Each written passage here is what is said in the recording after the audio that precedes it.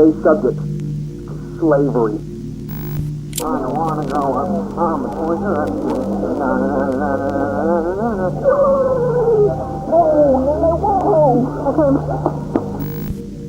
Here's my gas can. My brother Josh blew himself up and his two kids. Over the years, the internet has become a breeding ground for the bizarre, the unsettling, and sometimes the downright inexplicable. It's a place where a viral phenomenon like Elsagate, disturbing exploited kids content, can thrive alongside eccentric personalities who blur the line between reality and performance. One of these personalities we covered before is Daniel Larson, a man whose chaotic behavior and unpredictable fan interactions have cemented his place in the strange history of online fame. Hey! You want to start your ass? Oh! Mom just ran me over. Mom just ran me over with his car.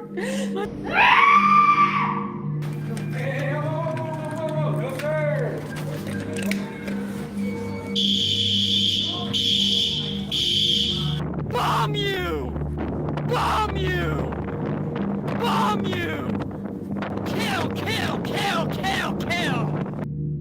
Daniel Larson's story is chaotic and often hard to watch, driven by public outbursts and the unpredictable nature of his fan base. And then we see someone like Martin Cabello III. Where Daniel Larson's fame often comes from the sheer chaos of his own antics, Martin Cabello is a completely different kind of character. Martin comes across as calculated, deliberate, intense, and in his own way, deeply intelligent. What sets Martin apart isn't just his subject matter, it's his delivery. His videos are a rapid-fire blend of quantum mechanics, conspiracy theories, biblical interpretations, and fitness tips, all delivered with such sincerity and confidence, you're not entirely sure if he's a genius, deeply unwell, or a mix of both. And that was part of the appeal. People couldn't figure out if Martin was serious or this was some type of elaborate satirical performance. For years, people debated whether Martin was for real or if this was some type of elaborate satire.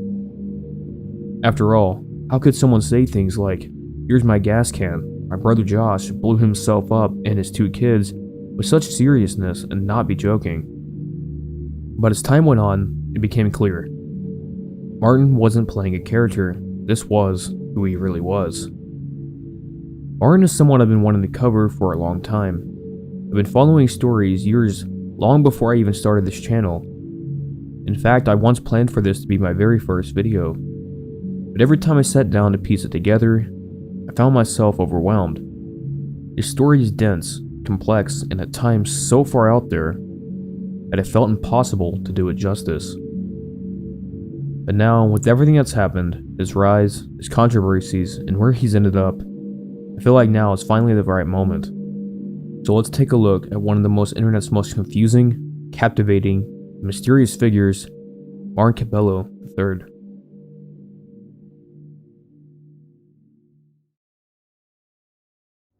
People was asking me about people coming into my house and assaulting me and my wife and hurting us and stuff. They keep coming, and I'm supposed to kill some people or blow up a school or shoot up a police department or something like that, and they promise to leave us alone. So if I do those things, here's my gas can. My brother Josh blew himself up and his two kids. If you're looking around in your community and wondering why grown men turn a blind eye to me being abducted out of my house over and over, and I said honestly, you guys broke into my house and threatened to murder my son if I didn't get legs, standing in the center seven seals of Revelation, I need to kill the electromagnetics abducted out of, to stop that from happening. Think about blown up and all of those innocent witnesses murdered. Why would the authority try to set up that psychology to get people in our community killed? Here's my gas can. My brother Josh blew himself up. You might as well quit now, Ernie. Everybody wants to quit. You know you want to quit. Cocaina. No, flour. Somebody just asked me why I hate the military.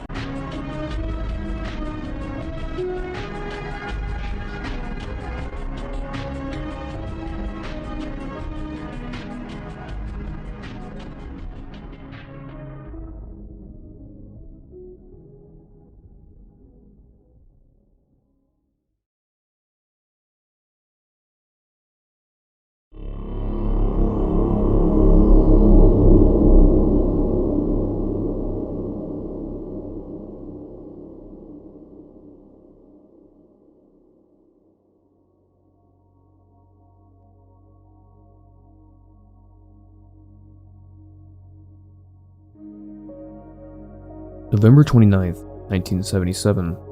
Martin Cabello III was born in Puyallup, Washington, and his early years remain a questionable mystery, and what we have a record of seemingly comes from Martin Cabello himself. A series of stories that frequently overlap and contradict themselves, and this uncertainty creates a questionable foundation for understanding his life. Martin's online presence began relatively normal. At first, he focused on sharing health and dieting advice, coupled with the occasional workout routines. His posts were straightforward, and his approach to fitness resonated with a small but growing audience. As his following increased, Martin began engaging more directly with his viewers. Through live streams and comments, he shared glimpses of his past and often recounted childhood stories that left his audience intrigued and sometimes bewildered. This is my Harry Potter wand, taking off my cherry tree in the back. It's got the sap of life crystallized in an amber. So I'm talking about curses on my live feed, right?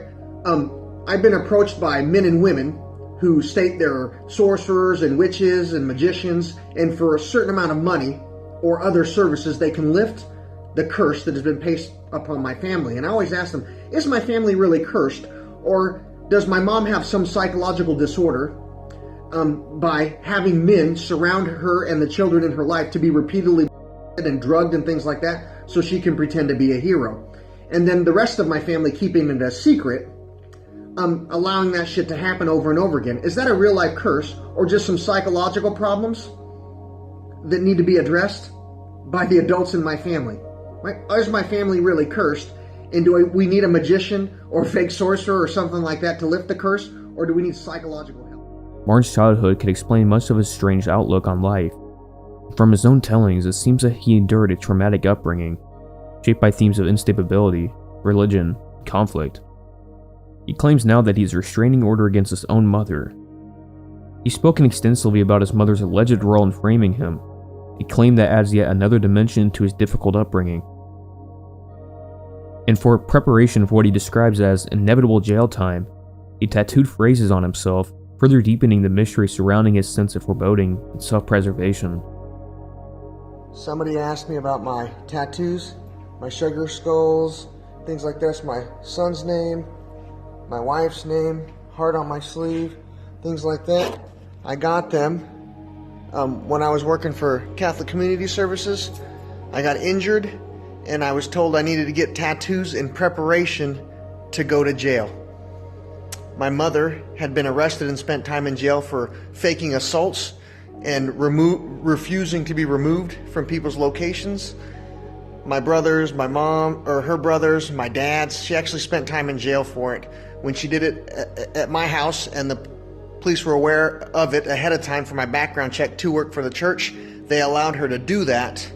And I had to have tattoos ahead of time so I could go to jail. I have autism, miscommunication problems, and I was injured, so I didn't understand I was being framed and set up.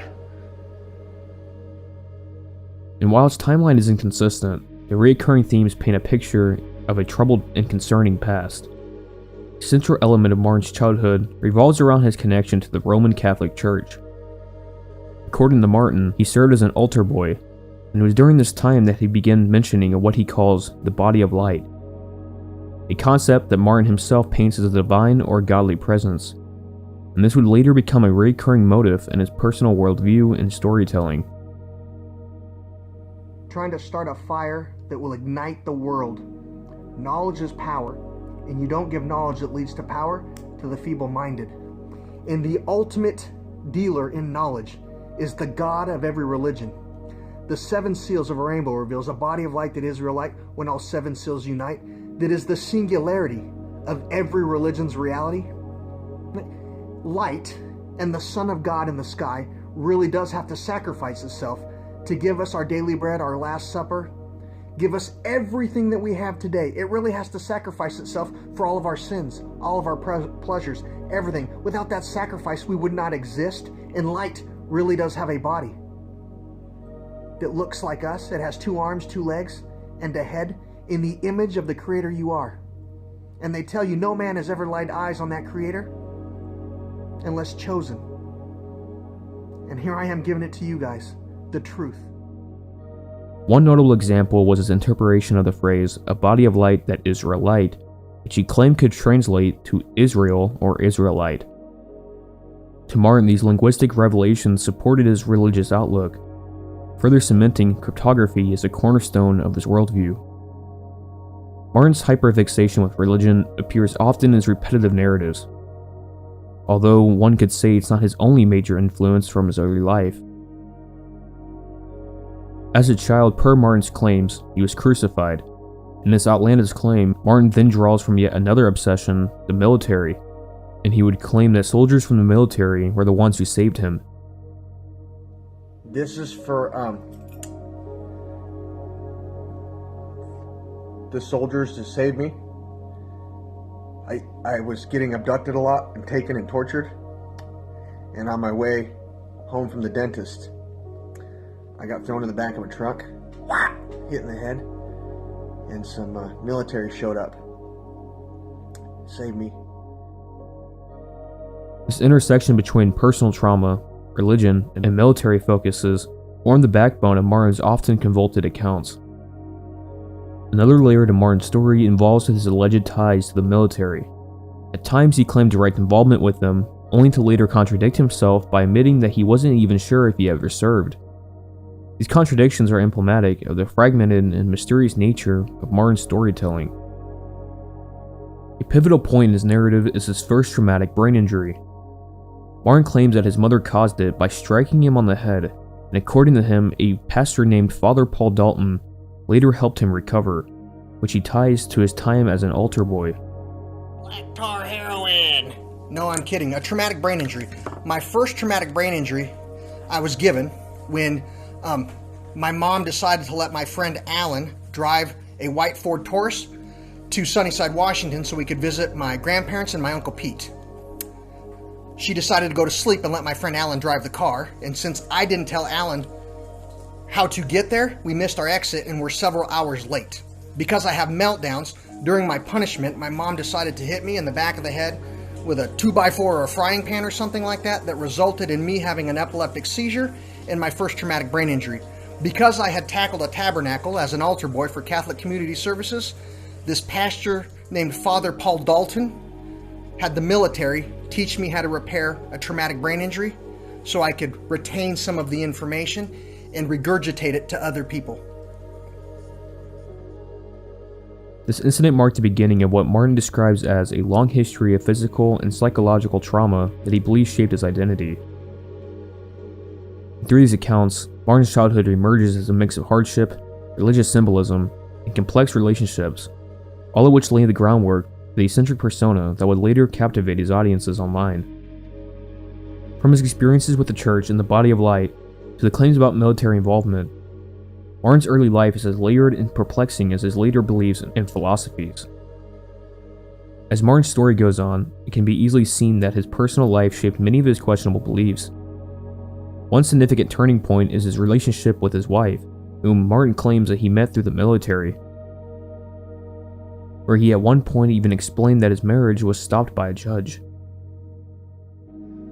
So people ask me what I mean by autism. When me and my wife wanted to get married, Pierce County judge said no, and he wrote into law to make sure none of the other judges would allow us to get married. And the Air Force and the government had to step in and tell the judge he didn't know what he was doing and there was extenuating circumstances. Those extenuating circumstances were from the Air Force that me and my wife have autism, and both of us could be manipulated into sexually being exploited or financially being exploited. So the judge had to publicly announce that he made the wrong decision and give me and my wife the authorization to get married after he publicly told everybody it would never happen and he would never allow it. Martin would also claim that he and his wife were registered as foster home and have taken care of many children from international communities. The theme of Martin being a protector of young children seemed to be a constant theme, especially as we move forward. Martin's fascination with cryptography also begins to surface around this time, tying together his interest with puzzles, codes, and hidden messages. See my new parka? Helly Hansen makes me hella handsome. Well, I'll lend a helping hand, son. Because honesty and integrity will be part of their corporate policy a guarantee from you to me going forward for all of eternity. In one of his more stranger claims, he states that his wife's grandfather was Walt Disney's personal surgeon, and that this connection sparked his early knowledge of cryptography. Hi. For those of you that don't know, my grandpa was a surgeon of Walt Disney. Think about my wife's grandpa, Walt Disney's surgeon. So people ask me, where do you get all this information for the cryptography and anagrams in Walt Disney's fantasy? My wife's grandpa was Walt Disney's surgeon. Peter lived in a pan where the pesticides don't reside.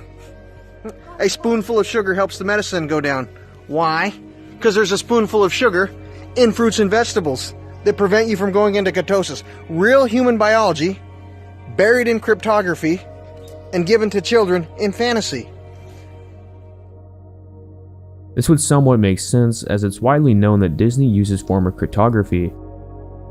This is one of the many details that Martin uses to frame his understanding of the world, as he believes it's deeply layered with hidden truths waiting to be uncovered by him. If you're unfamiliar, cryptography is the process of encoding or hiding information so that only the intended recipient can decipher it. Martin would claim that his autism gave him a unique ability to decode hidden meanings in language, allowing him to uncover truths that others couldn't see. Cryptography wasn't just a casual interest for Martin, it became a framework through he viewed the world. He often deciphered English words to extract new, sometimes nonsensical meanings. To Martin, he sees patterns, codes, and hidden meanings in everyday life. This perspective heavily influences his later beliefs about religion, science, and the body of light. For Martin, cryptography became a bridge between scientific interest and his spiritual ideas, forming the foundation of what would eventually evolve into a unique belief system. This obsession with uncovering hidden truths extended into his professional life. According to Martin, he worked as a Google tour guide, a role that he claimed aligned perfectly with his cryptographic skills. According to Martin, his job wasn't just about showing people around. He described himself as an Easter egg finder for Google.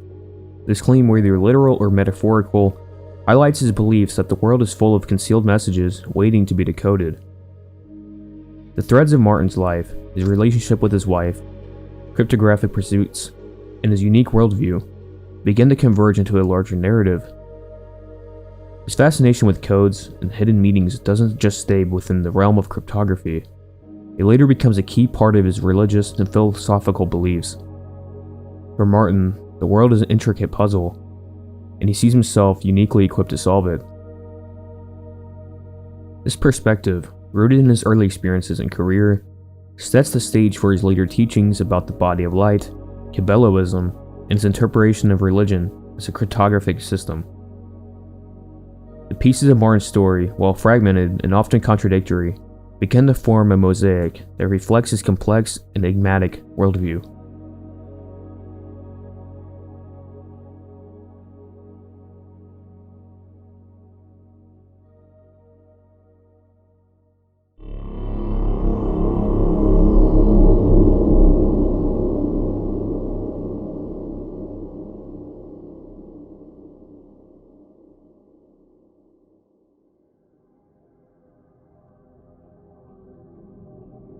Although Martin's social media presence was odd, he had yet to hit outright bizarre.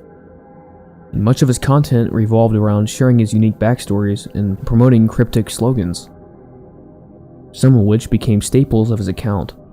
Phrases like, "Hella Hansen makes me hella handsome," and "a body of light that is real light when all seven seals unite," became central to his post, and often delivered with conviction and repeated endlessly. Another major theme during this phase of Martin's content was his focus on health and dieting. He frequently discussed his personal transformation, claiming that he used to weigh significantly more before adopting a strict ketogenic diet. Martin was an avid advocate for fasting and keto, which he believed not only helped with his weight loss, but also healed his body, specifically the traumatic brain injuries. And while there's scientific documentation suggesting that ketosis can reduce inflammation and aid in certain types of healing, Martin took these claims to the extreme. He insisted that fasting and keto could repair even severe brain damage, a belief that he tied to his past brain injury and furthermore to come. And during this period, Martin often shared his unusual meals, including raw eggs mixed with a cocktail of vitamins, which he claimed boosted his vitality, man. These posts gained traction for their sheer strangeness, but also offered insight into his thought process, where health, religion, and cryptography mingled. And it was during this time that Martin began mentioning a new figure in his life, Dr. Courtney Hunt. At the request of somebody, Courtney Hunt, my doctor, has asked me to make my account public, but it keeps getting taken down. So what I'm going to do is leave it private, and then if you guys can just copy paste my account and put a link or the picture on your page so people can send me a request. Dr. Hunt enters Martin's life, appearing as his doctor, as told by Martin himself. Through an interesting relationship they must have had, given that Dr. Hunt was a gynecologist. Dr. Hunt initially appeared as a positive influence in Martin's post. He credited her with prescribing medication that he believed enhanced his health and amplified his ability to manage his meltdowns. Martin spoke highly of her, thanking her publicly in many of his videos. I was just talking to Courtney Hunt, MD, about my anxiety and telling her I hope my God Stabilizer and Pro Mood Complex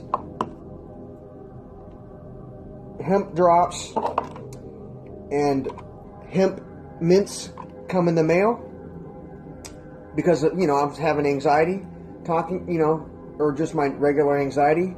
But, right, as soon as I told her I hope they show up, the UPS driver, literally in the middle of our sentence, rang my doorbell and dropped off my genetic protocol package. The relationship appeared as any normal professional encounter a person like Martin could have with a doctor, at least in the earlier stages. However, this would later take a dark turn as obsession and paranoia were slowly setting in. Martin's content started to gradually shift from its original plot. He was eager to introduce alarming claims about his interactions with the military, something his viewers took with a grain of salt as satire. He alleged that they have done truly horrific things to him and his wife, accusations that became a recurring theme in his videos. Somebody asked me why I don't have my mobility dog, that German Shepherd that they saw on my tour guide that was given to me. In real life, that dog was given to me when low-level members of the military tried to kill me and fornicate with my wife, so I would take my life or get her to think I was cheating on her so she would take her life, because I have information that they wanted to steal and pretend that they got from God.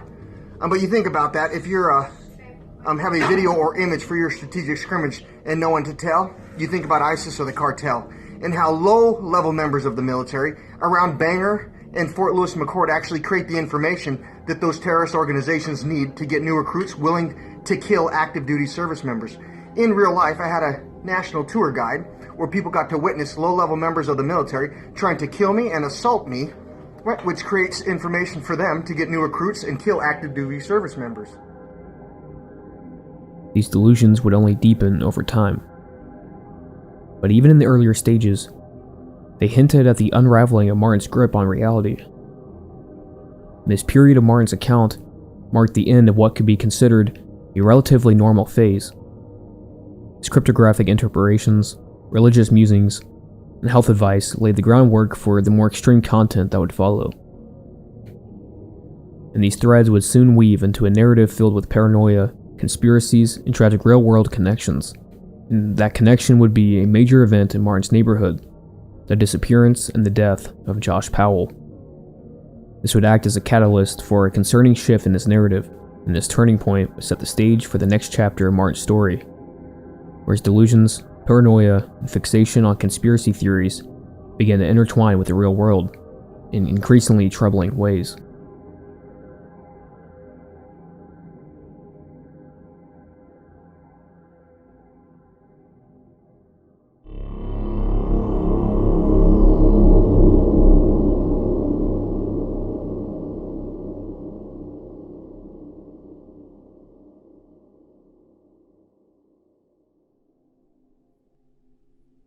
Some events shake communities to their core, leaving behind irreversible impact on those who experience them firsthand. And for most, the tragic case of Josh Powell was a distant, horrifying story, a cautionary tale of unchecked abuse and failure in the legal system. But for Martin Cabello, it was something much deeper. To him, it was proof of a larger, orchestrated effort to destroy people like him. December 6, 2009, West Valley City, Utah. Susan Powell, a devoted mother of two, was seen last alive at her home that evening. The next day, when she failed to show up for work, concern quickly spread. Her purse, phone, and personal belongings were left behind. She hadn't simply walked away, but her husband Josh Powell claimed that she was asleep when he left with their two young sons for a camping trip in the middle of a blizzard at midnight. He claimed that, from the very start, made no sense. By the time Josh returned home, Susan was missing. His alibi unraveled almost immediately. No trace of their supposed campsite was found, and even his own children contradicted his story. His 4-year-old son, Charlie, told a daycare worker that his mom had gone on a trip with them, but didn't come back. Meanwhile, a teacher recalled him saying, "My mom is dead." And with no body, no confession, and only circumstantial evidence, Josh Powell was never arrested. But what followed was a long and terrifying legal battle, one that would end in one of the most horrific crimes ever committed. By 2011, Susan's parents had been awarded custody of Charlie and Braden Powell after authorities discovered that Josh's father, Stephen Powell, had secretly been recording Susan and collecting voyeuristic material on young women. His father's arrest and Josh's continued to cooperate with investigators was enough for the court to rule that he was unfit to care for his children. Josh was now a cornered man, and he was losing control. And on February 5th, 2012, during a supervised visit on Josh's home, a social worker arrived with Charlie and Braden as part of a court-ordered custody arrangement. But the moment the children stepped inside, Josh slammed the door in the social worker's face. Moments later, she would smell gasoline. And then, the house exploded. And people are saying there's not somebody here, but I was just there, and there is somebody here. There's 2 little boys in the house, and they're 5 and 7, and there's an adult man. He had supervised visitation, and he blew up the house and the kids. The kids and the husband and the father were in the house? Yes, he slammed the door in my face. So I kept knocking. I thought it was a mistake. I kept knocking, and then I called 911. Inside, investigators found that Josh had hacked both his children with a hatchet before lighting the house on fire, murdering them both. Their small bodies were discovered next to their father, who had planned the entire thing. He had withdrawn $7,000 the day before, and he donated the boys' toys and sent goodbye emails to family members.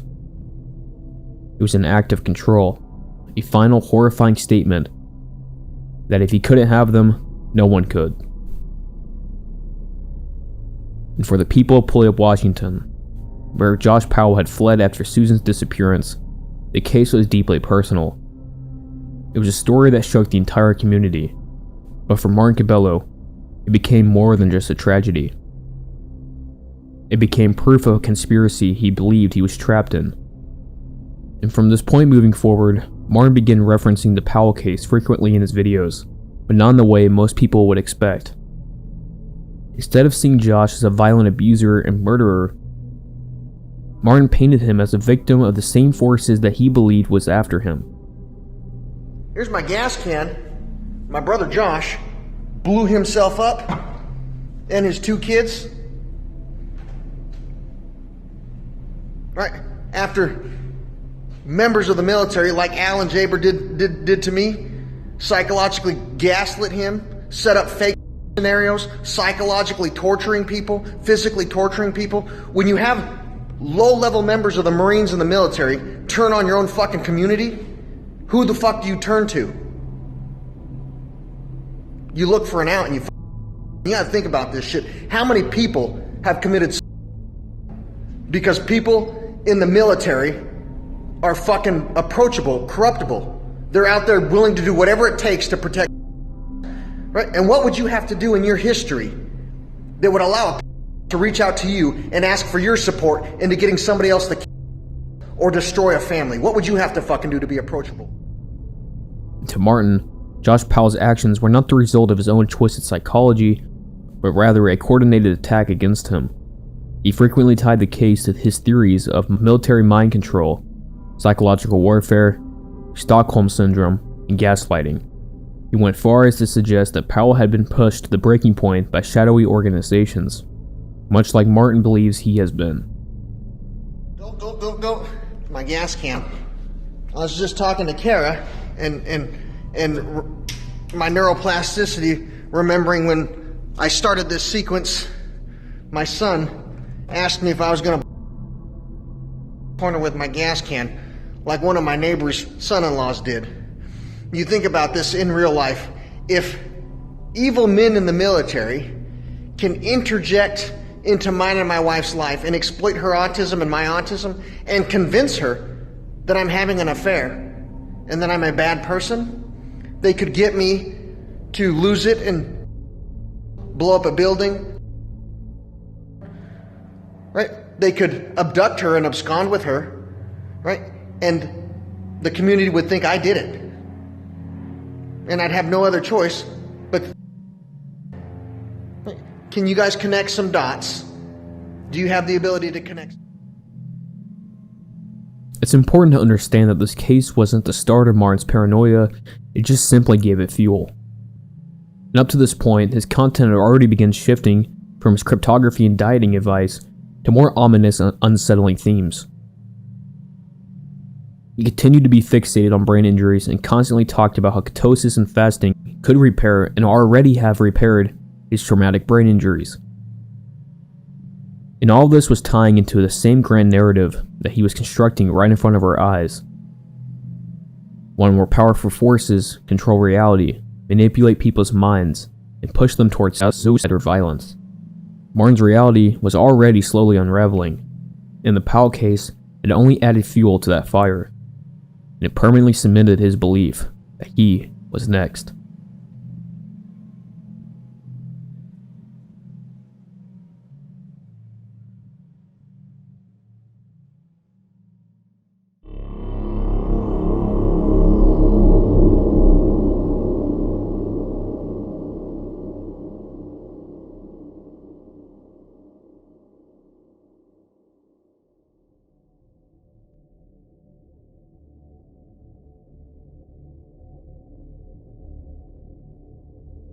At first, it sounded like petty frustration. Martin began posting videos accusing people of tampering with his Google reviews, specifically those tied to his role as a Google tour guide. He believed that strangers, often military affiliated, were being sent to his house, into stores, and into his life with one goal: to manipulate the way he was perceived online. I was talking about reviews for companies on my live feed. I won an event to go to a Google event for my Google tour guide, evaluating companies and their employees and things like that. Right, so evaluating companies has gotten me recognition at Google, Facebook, Microsoft, Amazon, technology companies that actually need to utilize companies to do things. So I got some recognition for recognizing some really reputable companies, like Southwest Plumbing. I've given them a great review every time they come out. Pacific Air, great review. Right, there's companies that I utilize that get really, really good reviews. And then there's other companies that do roofing and things like that have come out to my house and recognize that they could get more business and look really good and will physically assault you torment you, your wife, break into your house in the middle of the night and do awful things to try and get that good review over and over. But this wasn't just about digital clout. To Martin, the reviews were a front, a system of control. He believed people were strategically interacting with him to influence his words, actions, and ultimately his identity were being recorded. It marked the first clear fracture in his public spiral. That invisible hands were curating how the world saw him. This idea of tour guides quickly evolved into later videos. Martin claimed these weren't just random civilians, but agents, that they were being military trained to assault, confuse, and condition him. Their goal, he claimed, was to induce a breakdown and possibly something far worse. And this was just the beginning of a long descent. Now you can see, when I combine these with a repetitive Fibonacci, how they help the neuroplasticity that holds my psychology and memory after a traumatic brain injury. You think about all the people who surround me and my wife or my family, and the lack of honesty and integrity that they have shown the international community about retired members and active members of the military. Is that what we're trying to teach the rest of the world for all of eternity, that's going to exist as my digital legacy because of some of the information I've created before any of you guys realized who I was and what I do? Or are we going to start telling the truth and doing the right thing? You think about that. Are we going to show the rest of the world and the international community that every branch of the military lacks integrity and honesty? Or are we going to start doing the right thing and telling the truth? Right? You can say things didn't happen, but we have tens of thousands of witnesses. Now we enter Al and Jerry. At first, they were just names, neighbors, but gradually, Martin began to frame them as shadowy figures in a massive scheme against him. He accused them of gang stalking, breaking into his house, and gaslighting him, to even doubting his own memory. He claimed they physically assaulted him, tampered with his environment, and worked directly with Patriot Roofing, a company Martin claimed was conspiring to destroy his home and his life. If you like the information I share, you think about my anagrams and cryptography, from neuroscience to human biology to religion and things like that. Right? If you like the information I share, right, I am disabled, so gang stalking and the Stockholm Syndrome by some of the people in my life, you know, as my friends or my fans, people call themselves my fans or you know, associates or whatever, you know, as a favor for me, you could report Al and Jerry for doing that stuff. You could report Patriot Roofing, right? If you were a member of the military, the Army, the Marines, the Rangers, Special Forces, that would be your job in reality. You swore to your God, your country, and your family in the first place to make sure stuff like that doesn't happen. And now you've got to repeatedly witness stuff like that happening. So, are we going to show the international community that word, that honor you say you have, is real? This was also when physical environment, his house, began to take a center stage. He started posting about dry rot, ignored maintenance, and the belief that his home was being deliberately sabotaged so he couldn't sell it and escape. The roofing company was no longer just negligent. It was an active participant in the conspiracy. I'm getting ready to call Adult Protective Services and Pierce County Community Actions to see what they can do about my Westmore waste management. Al and Jerry, some of the neighbors that broke into my house and assaulted me and my wife, and the Charbonneaus that sat on the board, did not do the maintenance and repairs that are legally required to be done every year. And now there's tens of thousands of dollars of things that need to be serviced and fixed, right? They illegally withheld that information from our escrow companies when people like me and the new homeowners purchased their houses, right? Because if they disclose that information like they're legally supposed to, the bank wouldn't have allowed me to buy my house and my neighbors to buy our house or any new homeowners to buy houses until they fix that, right? Them illegally hiding their dishonesty so that new people can pay for services they were supposed to pay for is a felony, or some kind of law is broken. And then came the return of his slogans, such as "Helly Hansen makes me hella handsome," would now be in a warped role where he claims that Helly Hansen employees or representatives of Helly Hansen were trying to drive him to in order to steal the slogan. Commander hat, because this is fire. Right? Years ago, right, I came up with a slogan, Helly Hansen makes me hella handsome, because I lend a helping hand, son. Right? Because honesty and integrity are a part of their corporate policy. When I trek the mountains and travel the 7 seas, Helly Hansen makes it a breeze. Somebody asked me, right, has that honesty and integrity part been implemented at Helly Hansen? You guys watch them, right, gaslight my wife and psychologically manipulate her into doing things that would make me commit so they could have access to that slogan. Some of the management that surrounded my wife, right, and people today are asking me, did Helly Hansen actually implement that honesty and integrity as part of their corporate policy? Because my slogan has underpinned some of the advertising that Helly Hansen utilizes to advertise to customers, my followers, and that extended base. You guys tell me. He even claimed they followed him into a Goodwill store, confronted him, identified themselves as company reps, and triggered a full public meltdown. This is my Batman shirt I'm wearing for when my wife gets home. You see, while I'm working on my reverse aging, things are going rather well. I had a meltdown in the Goodwill the other day, and people reached out and asked me why. There was a man in there that some kids recorded removing me out of my house, and after that fact, I had a memory wipe and struggled to put myself together that some high school kids and college kids are saving on private servers. Right? That same man brought my wife home after people reached out to me and said, employees at Helly Hansen were going to get her inebriated and take advantage of her. Right? So I got removed out of my house and had a memory wipe by the same people who brought my wife home after somebody brought her home severely inebriated and being told she was going to be. And those same men accosted me in a Goodwill. Right? And they specifically told me they were representatives of Helly Hansen. I can't help it if those are my memory. He believed they wanted to erase him and take credit for what he calls divine information. And at the same time, his rhetoric would grow darker. No longer just about home invasions or reputation manipulation, Martin claimed that his neighbors kicked down his door and gaslighted him into trusting them over his own wife.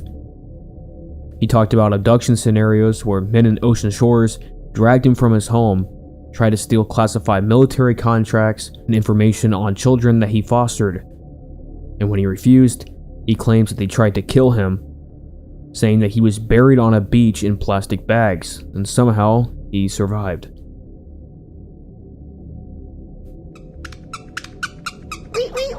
Somebody asked me an interesting fact about myself. For a while, I was getting abducted by men in Ocean Shores. The police department there and the pastor at the church, wearing a red coat, came to an apartment I was staying at there and gave me fake military paperwork with fake clearances, asking for all of the military contacts and children that the organization I helped take care of. They wanted access to all that information. They gave me fake paperwork. And when I realized that the paperwork wasn't faked, I wouldn't give them their information. And my neighbor Alan Jerry and some of the men in my community helped them abduct me over and over again. And when they couldn't get the information from me they wanted, I think they thought they killed me because they wrapped me in garbage bags and buried me on a beach. Real life shit. Right? The men in Ocean Shores and the pastor at a church there killed me because they couldn't get the information they wanted. He even claimed that Child Protective Services, the state, and the public were all aware of this happening and doing nothing. And according to Martin, Al and Jerry were able to do these things because of blackmail, which kept cops, judges, and officials quiet. In one of his more disturbing claims, Martin claims that a child under his supervision, while he was fostering them, said they saw men who were sent to Martin and his wife. And to Martin, this wasn't just trauma, it was validation. Somebody asked my story. Gotta heat this blade up before I stab myself in the heart. Ugh. I did protecting of women and children, exploited women and children since 1995 in Washington State. And I had an 8-year-old girl be told, you know, some men might come and try to and manipulate Heather, who's taking care of you, and Martin, who's taking care of you. And she asked, who the fuck are these men? And so I asked for her, who are these men? She said, the people that I asked at the state and the government said, if we knew who these men were, we wouldn't have this problem. So we proceeded to set up a situation for a number of years so the children in our community could see who actually came to financially destroy and psychologically manipulate me and my wife, utilizing gaslighting to induce Stockholm Syndrome. They got to see who came. He began tying it back to a suicide inducement. The idea that these coordinated attacks were designed to make him take his own life, just as he believed many others already had. And this leads what may be the first true reference to Josh Powell. Picking up some of that glass. So you think about this in real life. Some of the people that I've come into contact with, their wives have gone missing. Their children have gone missing. They've ended up blowing themselves up and right? We've learned enough stuff from my neighbors Al and Jerry and the men in Ocean Shores trying to ask me for paperwork they don't have authorization to, and how not doing morally and ethically what you're supposed to do financially in your community allows you to be approachable to commit more illegal activities that would have somebody or their children. Right? When you're looking around your community and you see and people going missing, right? You can understand how that's happening by paying attention to my neighbors Al and Jerry and the men in Ocean Shores that repeatedly abducted me and assaulted my wife to protect their illegal activity. So I'm cleaning up this broken glass from breaking my window and not getting the screwdriver from Jerry and Al. But we know now, and the public knows now, that Adult Protective Services is completely aware of, the state is completely aware of, Al and Jerry breaking into my house and assaulting me and possibly doing awful shit with my wife while she's naked, and me being abducted and taken to Ocean Shores for some evil men who are trying to get government information to continually hit me in the back of the head and make me look like I'm crazy.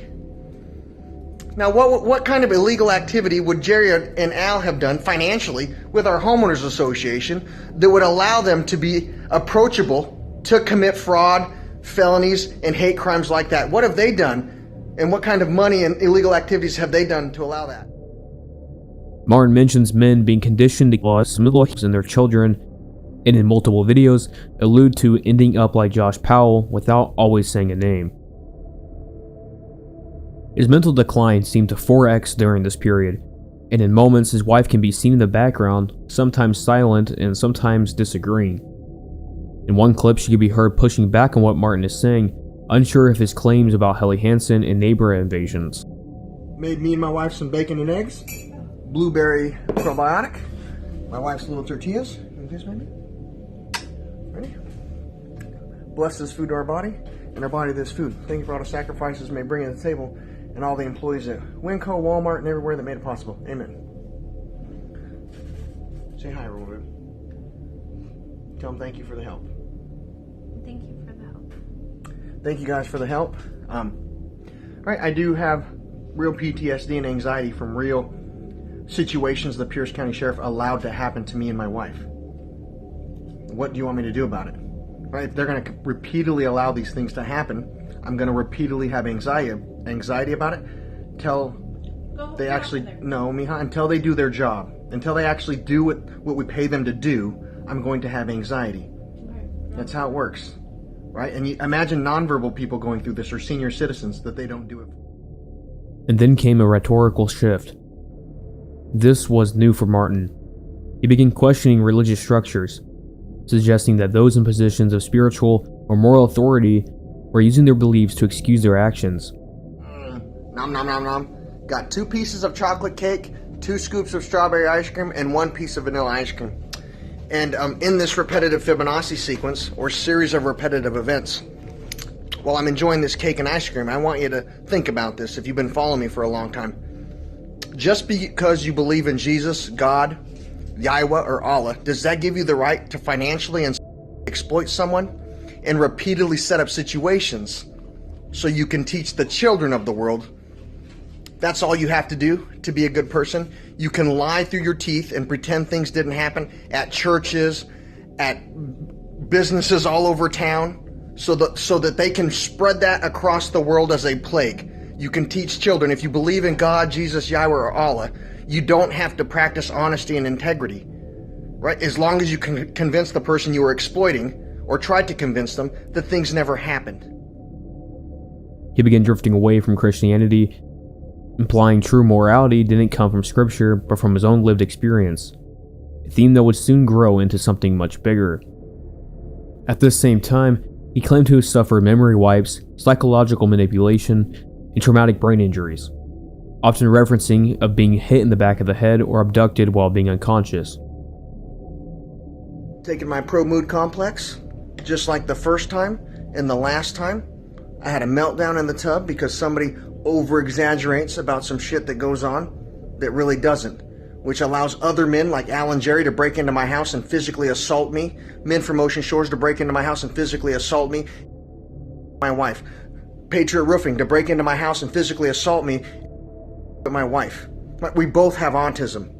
I'm going to take this pro-mood complex, and maybe one of those men want to come in here and try and fucking assault me and hit me in my aneurysm, my TBI, right? I got kidney failure, a 3D printed neck, right? The choice is yours, right? You guys have repeatedly done this, right? So maybe you want to do it again. But in the meantime, I'm going to take my pro-mood complex. I want you to think about why we both have autism, and her father and the Air Force men let her pick me and chose me to be with her because I don't put my hands on people while you're fucking exploiting people and put your hands on everybody else. This was no longer some kind of conspiracy. It was a full paranoid world in which he saw himself as a center of a system designed to erase him, harvest him, and discredit him. And as his mental spiral deepened, Martin started focusing on his diet. His diet, already extreme, would shift into something downright bizarre.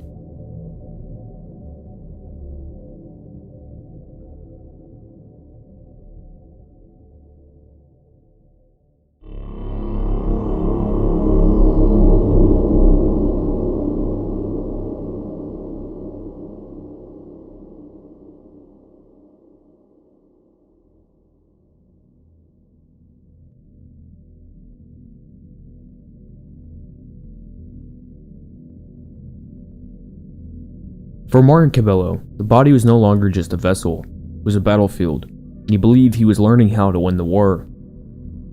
His earliest videos on raw meat started quietly. It started with a raw egg and a little bit of liver, but the intent was always surgical. Martin wasn't eating for the taste. He believed he was rebuilding himself on a cellular level. His belief was consuming raw meat could repair the damage done to his brain.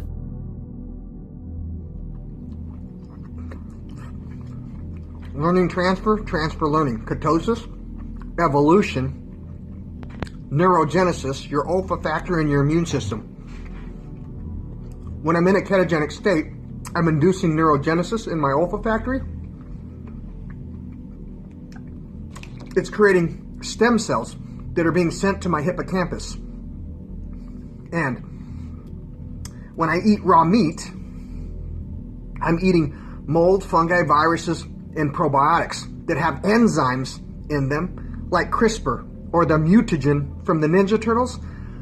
And when my stem cells splinter, I'm aiding in the assimilation of new genetic information, dictating my evolution, or playing a role in how new genetic code gets in me while strengthening my immunity. Real life stuff. He claimed the trauma came from multiple sources: his mother, his neighbors, the military, and the dozen abduction scenarios he constantly has repeated. Getting ready to make my wife a Marie's calendar, 3 meat and 4 cheese lasagna, her birthday wish dinner. You think about this in real life? I had a cerebral inclusion with infraction, left side of my brain blew up, aneurysm, over a dozen traumatic brain injuries, heart failure, kidney failure, liver failure, Crohn's, RA. Good Samaritan Hospital gave my wife paperwork saying I was a vegetable. My body was done. I was dying. That was it. Over for. So she could sign some things so they could prep me for death.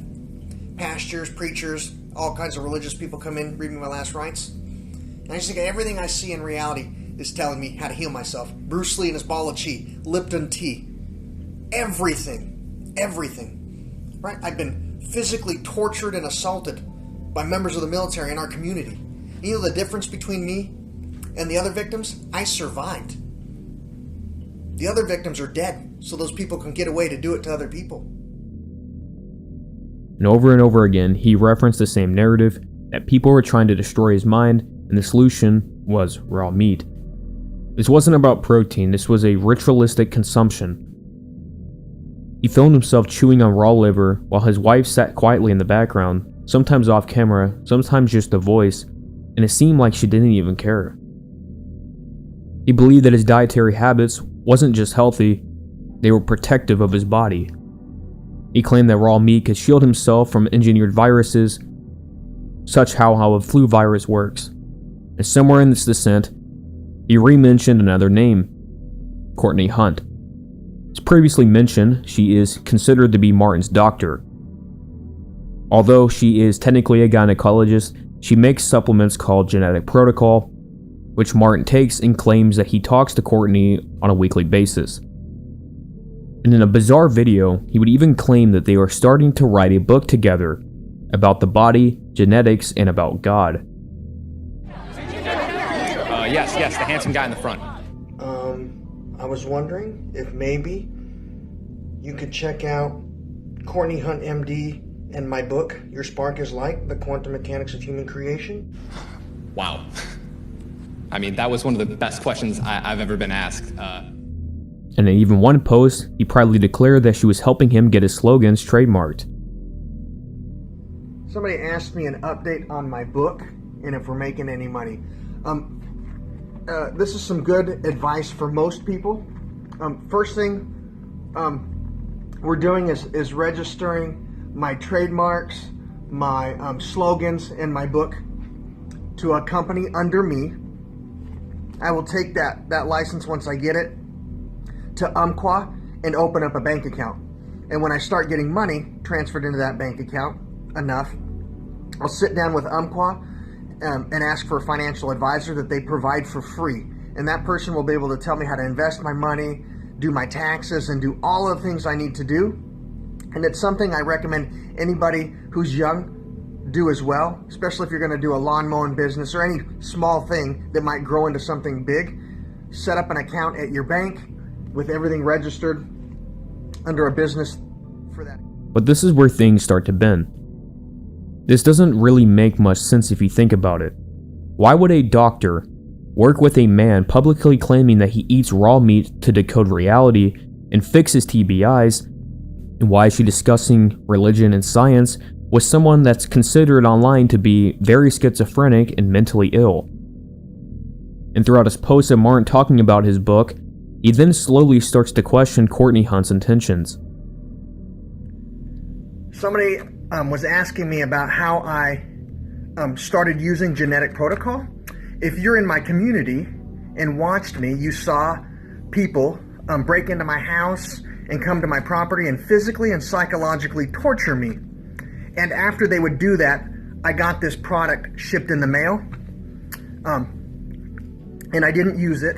So then it happened again. So then I started using it. So I took a clue and I reached out to Courtney and asked her to be my doctor. During the original house breaches, I had information from school at Berkeley and people I had known and things like that because of my autism. And, somebody just connected the dots. She was somebody I knew. And then somebody just started mailing me this product in the mail after I would get hurt. And then, so I took a clue and asked her to be my doctor.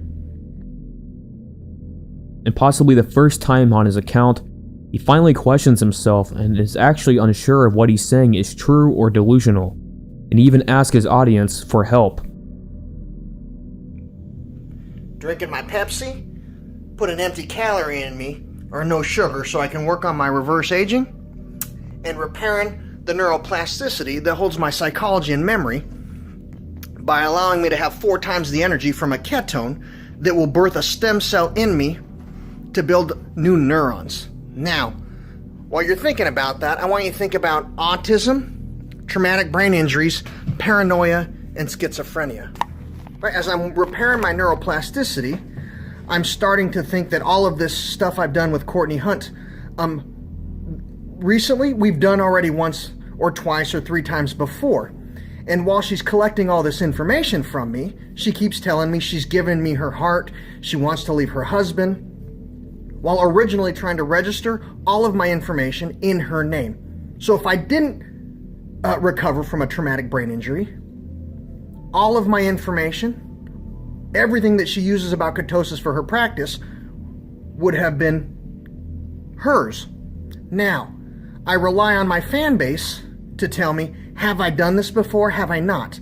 Am I having paranoia that's not real? Or have I done this before? Has Courtney Hunt collected all kinds of information from me before? Right? While I had a traumatic brain injury, taking advantage of me for money, committing malpractice while pretending she's falling in love with me and leaving her husband to manipulate the situation. I'm happily married with my wife. Have we done this before? Or is it paranoia? Right? Have I been working with Courtney? Every time I get hurt, do I get her product in the mail, leading me to actually take the clue and ask her to be my doctor so I don't get hurt anymore, but allowing her to collect information she can utilize in her practice about ketosis that I created for Vietnam veterans so she can take credit and pretend to fix me when it had nothing to do with her, just exploiting a patient for money. Now, is that paranoia? Or is my traumatic brain injury actually healing in me, repairing the neuroplasticity that holds my original psychology and memory, and she's been doing this a few times, exploiting me for money? Right? I at this point, I don't know, but I rely on my fan base to tell me the truth. Right? When you don't have people around you that practice honesty and integrity, or you doubt their honesty and integrity, right? You can ask the world around you. Right? The children who don't know evil yet, who don't know how to not tell the truth yet. The children will always tell you the truth. Right? I might be having some paranoia and we've never done this before, or we have and she's exploiting me, but I won't know until the children are able to communicate with me and tell me. And at this point in the timeline, Martin believes he's lost so much of his memory due to repeated TBIs. He talks about having to rebuild his memory from scratch, a lot about neuroplasticity and about training himself to become someone new. He ties this to fasting, keto, and eating raw meat into his book. And although Courtney Hunt remains a blurry figure in the background of Martin's story, sometimes as a mentor and sometimes as a potential manipulator, Martin never fully denounces her, and he constantly would continue to praise her throughout his post.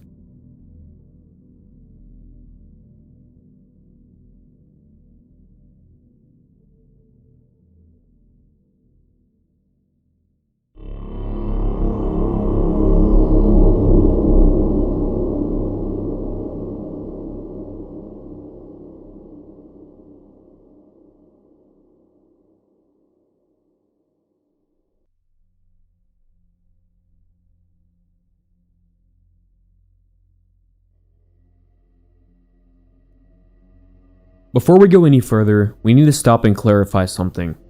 We've touched on Martin's religious language, his obsession with the body of light, scripture, and divine patterns, but we haven't really broken it down. So in this chapter, we're going to unpack what Cabelloism actually is, not just what he's saying, but what it actually means. Because buried beneath the paranoia, beneath the metaphors, beneath the spiral, there's a consistent system of belief. And to understand how we got here, you need to understand what Martin thinks he saw. Martin claims he first saw the body of light as a child, not in a dream, but literally a body of light standing in the 7 center seals of Revelation, with a head, a torso, 2 arms, and 2 legs. He told his pastor about it, who allegedly saw it too, and it's led to a surreal chain of events where the military gets involved and supposedly helps Martin's family buy a home to keep him as an altar boy in the church. Update on my medicine. My stomach has no pain, my head has no pain, the pressure in my head is completely gone, and my memory. That's a whole other story. I'm thinking about my childhood at Immaculate Heart of Mary in Cedar Valley, Washington. one time I was going through the church and I saw this body of light, like, calling me. And I told the pastor, and he entertained me and said, let's see where it takes us. And we walked from the church across the field into the building where we did CCD in the donut hall, and took a left and went all the way down to the end where there was a door with a window. And I pointed out, and he got down on his knees to see what I was looking at. And he said he saw God. And then they called the archdiocese, the military, all kinds of people got involved, and they gave my parents a down payment for a house in exchange for guaranteeing I'd be an altar boy. From that moment on, he believed he had been chosen, not just to witness God, but to reveal him. And a key part of that revelation, according to Martin, comes from how his brain works. Martin has synesthesia, a rare neurological condition where sensory inputs cross over. Some people with synesthesia can hear colors, taste sounds, or in Martin's case, see light in ways others can't. And in his mind, it wasn't just a condition, it was a gift, a divine lens, proof that he was wired differently. Martin believes what others call hallucinations or imaginary friends were actually glimpses of something real, the body of light. And to him, it wasn't imaginary, it truly was God. From there, Martin begins decoding the world around him, not just through religion, but through language, physics, and biology. Words become symbols, scripture becomes code, and light becomes the source of all things. Israelite translates to Israelite, Atom is atoms, Jesus is G is us. The 7 seals of Revelation are the 7 bands of the electromagnetic spectrum. And this is the core of Cabelloism, a belief system where the Bible is not a literal truth, but encrypted science, where God is not a man but light itself, a form of energy that sacrificed itself over from light into matter, almost like photosynthesis. For Martin, the Bible isn't just a religious text, it's a manual and a coded book hiding scientific truths in plain sight. He doesn't read scripture for salvation, he deciphers it. And now you start to see where cryptography really ties into his belief system on religion. He refers to this process as the Babel Project, a play on the biblical story of the Tower of Babel, where language is both a bridge and a barrier to God. In his mind, he's not just interpreting scripture, he's rebuilding it from its true scientific source. Autistic perspective.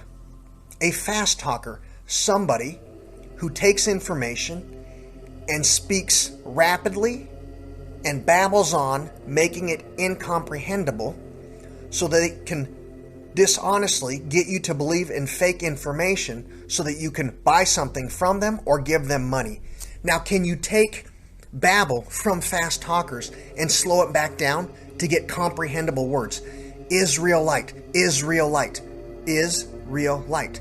The kingdom of heaven, Israel, Israel, Israel, Israel. Ball of chi, ball of chi, ball of chi. Biology. Placebo, placebo, placebo, placebo. Possible. Real information hidden by fast talkers, taking it and turning it into babble so you don't understand what it is the original information states so they can make money off of you. His Instagram name is Timing a Mass So I Exist, which itself is a code which references the Higgs field theory, a real physics theory explaining how mass emerges from energy. And to most, this would look like word salad, but to Martin, it's divine structure. What makes Cabelloism so strange is it's so hard to pin down, is that it was never meant to be a religion in the traditional sense. It has no churches, no doctrine, no commandments, and for the longest time, no name. And it wasn't built from scratch. It's a reinterpretation of a distorted remix of Roman Catholicism, quantum theory, and trauma survival, filtered entirely through Martin's worldview. And for Martin, the Bible wasn't wrong, it was just poorly translated, waiting for someone like him to come along and decode it. So while his fans eventually gave it a name of Cabelloism, Martin never formally declared a faith. He saw himself as a teacher, a decoder, and a man trying to correct the record. But over time, something changed. And the more he posted, the more he claimed authority. And what's strange about this dynamic is that some of Martin's followers didn't just watch him, They actually believed him. Our King, our Savior, our Lord, Martin Cabello III. Our King, our Savior, our Lord, Martin Cabello III. Our King, our Savior, our Lord, Martin Cabello III. Our King, our Savior, our Lord, Martin Cabello III. Go. Just kidding. If you knew that the quantum mechanics of human creations of a spark of light, that Israelite, a roar from the Lion of Judah, when your father's atoms from his serpent or sperm merges and takes a bite out of your mother's egg, the forbidden fruit of Eve, of your... He wasn't just entertaining anymore, he started to sound almost like a prophet. His viewers began posting videos online, repeating the same slogans Martin had created, such as Helly Hansen makes me hella handsome, to even the religious ones, such as the body of light is real light. It wasn't a religion in name, but its impact was very real. Martin was building a cult-like following with his cryptic mantras. And for the most vulnerable viewers, Cabelloism became a faith, and Martin became their messiah. And that's when the shift really started. Martin stopped describing himself as a teacher. He now spoke with final authority as a sole interpreter and the last gatekeeper to God. He started making strange claims that only the pure of heart of what he calls the Lion of Judah could deliver the truth. Here's my certificate from receiving my first Eucharist, or blood and body of Christ, at the Immaculate Heart of Mary. I had a public ceremony with my friends and family, and then because I had synesthesia and made my way up to a high-ranking altar boy by memorizing all kinds of phrases and information, I got to have a private ceremony with pastors, preachers, and cardinals from the Vatican, who took a stained glass window out from behind them and held a monstrous man's entrance up to the Sacred Heart of Jesus, the Son, and made a body of light appear hanging on a cross. And they explained to me how that body of light is where the stories of Jesus came from and the birth of every religion. But that information, that apocalypse or lifting of the veil, is only for the pure of heart, or for the Lion of Judah to deliver to humanity when humanity is ready to put their ego aside. And had spoken to him and giving him the sacred information about how it sacrifices itself in a crossover into matter. Somebody asked me if I can communicate with this body of light that has a halo upon its head, a torso, 2 arms, and 2 legs, that exists in the 7 seals of Revelation or the Ark of the Covenant. Yeah, when I was younger, it used to just be considered my imaginary friend, and the Air Force and different intelligence agencies and things asked me things, and it would tell me things that somebody of my age should not know, and I'd explain to them how it has to sacrifice itself to give us everything we need to evolve and be created in its image, so we can have domain over every living creature and plant. And they would just sit back and go, Jesus Christ. He questioned why no one else, no priest, no scientist, could use a monstrance to view the Creator. If God was visible, why did it only happen to him? Chill. Snoopy. Now, I've had a lot of traumatic brain injuries, been started over quite a bit, met a lot of people in my life, and at the end of the day, I always come to this very same conclusion and question. We know Abrahamic religions use sun discs, tabernacles, or a monstrance for man's entrance to view this body of light that we are created in the image of. Is there not a single man in any branch of the military or any intelligence agency in the United States capable of making one? Is there not a single American capable of tackling a tabernacle or a monstrance, man's entrance to view the image of the Creator? Not a single man? And that's when he would just say it plainly. This is where I used to carry Ernie after I got my first traumatic brain injury. Now somebody asked me, Martin, what do you mean when you say no man gets to the Creator except through you? Because that's what Jesus Christ told Christianity.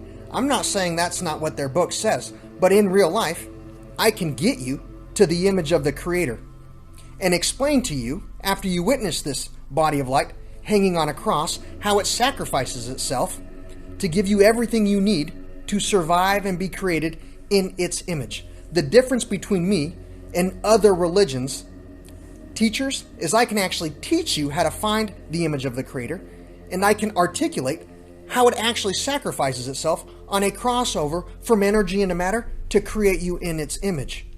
I'm not lying when I tell you no man gets to the Creator except through me.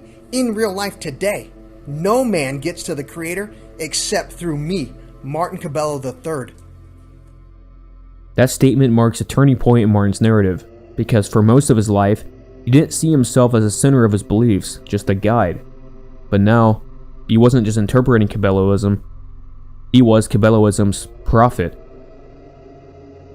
And through this descent, Martin's story finally hits its falling point.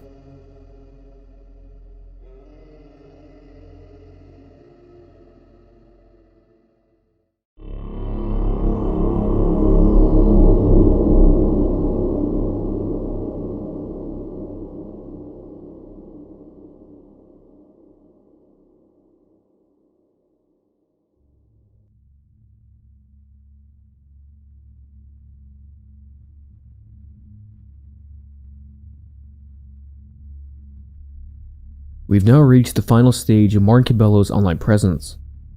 One that blends paranoia, trauma, and collapsing memory into a full-blown breakdown.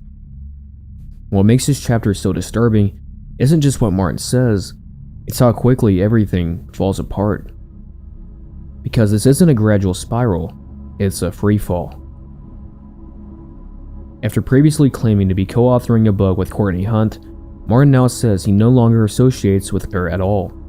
And according to him, she was stealing his religious and scientific insights, repackaging them into her own work. My Batman mask, I got it. Sherry's for $5. So there's an article somebody just DM'd me about me and Courtney Hunt.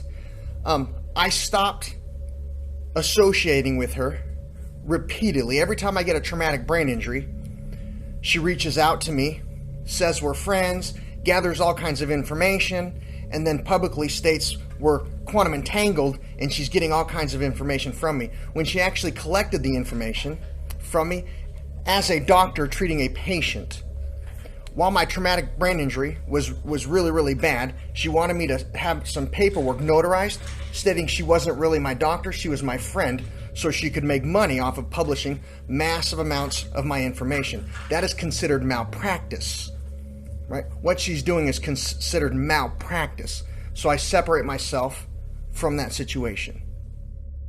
More shockingly, he claims that she made him sign documents while he was recovering from a traumatic brain injury that stated she wasn't his doctor, because in his mind, this was to protect her from malpractice and to use his information to turn her own children into false prophets. Add a state and federal background check so I could take care of exploited women and children from different religious organizations. All of my information and knowledge existed prior to Courtney Hunt MD coming into my life. During that work that I did, my house got broken into and a lot of information got stolen, and Courtney Hunt MD showed up to commit malpractice and illegally treat me for a brain injury so she could gather more information and pretend it came from her while giving some of my memories to her son and her daughter so they could be false prophets to make profits for her business. Then she threatened me with bodily and physical harm and my wife and financial destitution if we speak up and tell the truth. But all of the information she has was stolen from me prior to me knowing her while I was working for the international community. And then she wants me to pretend it was her children I was taking care of so she can exploit God's grace. And this is the moment that Courtney Hunt narrative turns from bizarre to nightmarish. She becomes a villain in this story, responsible not only for memory manipulation, but for directing unspeakable acts. Martin even goes as far to say that she forced him to kill a baby to prevent his family from being tortured and murdered. Two birds, one stone. A vegan or vegetarian will often tell you you need to go to an all plant-based diet because meat has toxins in it. And while they're eating their all plant-based diet with contaminated sugar that turns off their brain's ability to gather details and remember details, they are not realizing toxins in meat come from an animal's all plant-based diet and leak into the animal's circulatory system and make it into the meat when an animal has an injured internal organ, and is the reason Islam and Judaism practice kosher butchering and eat halal food to prevent that. Now, I used a court key to find a doctor who hunts me and extorts me, and she told me I need to kill a baby to stop that from happening to my wife and me, basically giving the authority a reason to kill me. And at some point, something in Martin's mind flips. The doctor he once praised, Courtney Hunt, was suddenly becoming the villain in the story. He starts tying her to everything: the theft of his gospel, the manipulation of his family, and even what he believes were MK Ultra style experiments hidden behind her so-called genetic protocol. And Martin couldn't understand why he kept receiving her product for free, and why he was being pushed to take it. And why, after he stopped and his wife kept using it, leading Martin to believe that she was being controlled. That Dr. Hunt was using this supplement as a way to override her morals and bend her to an agenda. Genetic protocol from Dr. Courtney Hunt. I couldn't figure out why they were trying to get me to take it and give me all that free product all the time. So I replaced it with probiotics and things like that from Grocery Outlet Bargain Market. And I did allow my wife to take it, and the phenibut and the other ingredients in it allowed Dr. Courtney Hunt and the military men she associates with to give my wife orders that go against morals and her values. It put her in a mind state that made her controllable. Genetic protocol. MK Ultra type shit. And it's around here where he begins to connect the dots, well, at least in his own mind. He stops taking the protocol, and he questions her motives. And what once felt like healing now looks like mind control. In one of his final rants, Martin says Courtney Hunt called him a sacrificial lamb. He repeats that she orchestrated his downfall, and she's tied to the military, churches, neighbors, and even digital surveillance. When I Babylon to Babylon, Pokemon, let a detective Pikachu and Pokemon. I'm walking around at the mall working on my neurogenesis, thinking about the question people ask me. How did you meet Courtney Hunt, MD? An FBI agent and some airborne rangers and some men in my community keep forcing me to work with her so that she can gather some information of mine using extortion. And I want you to think about this very simple fact of reality. After she gathered information for years and years from me using extortion and blackmail, she publicly claimed on her live feed that I was a sacrificial lamb and was immortal, basically asking the public to try and kill me. Had they succeeded, what do you think Courtney Hunt, MD, would have done with all that information she stole? And at this point, it's impossible to keep a track of the full scope of his claims. They contradict each other, they're wild, but one thing is certain. Martin believes every single word. Around this time, new characters began entering Martin's story, each one expanding the web of paranoia. He introduces Matt from the FBI. Matt was assigned to the case involving Courtney Hunt stealing Martin's gospel, and while investigating this case, Matt would discover that military members he knew were being involved in the theft of Martin's intellectual property. And after this discovery, would beg Martin not to press charges in order to ensure that they wouldn't lose their jobs and they could be blackmailed into committing heinous acts in the future. Martin would refuse, which would lead Matt to set up a murder-homicide situation that would implicate Martin as the perpetrator. And apparently this is all through the assistance of Helly Hansen. Somebody asked me how I know Matt from the FBI. He was originally assigned to me and my wife to investigate theft of intellectual property worth hundreds of thousands of dollars, if not tens of millions of dollars, and psychological torture that was involved in those thefts. When he discovered it was the military, he asked and begged me and my wife not to press charges and to pretend it never happened so those military men could keep their jobs, basically guaranteeing somebody in the future could blackmail them for counterintelligence on the military. When we refused, Matt from the FBI proceeded to try and set up a murder-homicide situation with Helly Hansen so that me and my wife would go away and that information could continue to be sold on the open market and the men involved could be continued to be blackmailed without their chain of command knowing about it. There's also a fake Sears employee in a red car who he claims was following him. Both, according to Martin, were a part of a plot to develop him into a mass shooter. My breakfast this morning on Martin Mondays, my vitamins, and some toast with peanut butter, because my wife wants me to have breakfast this morning.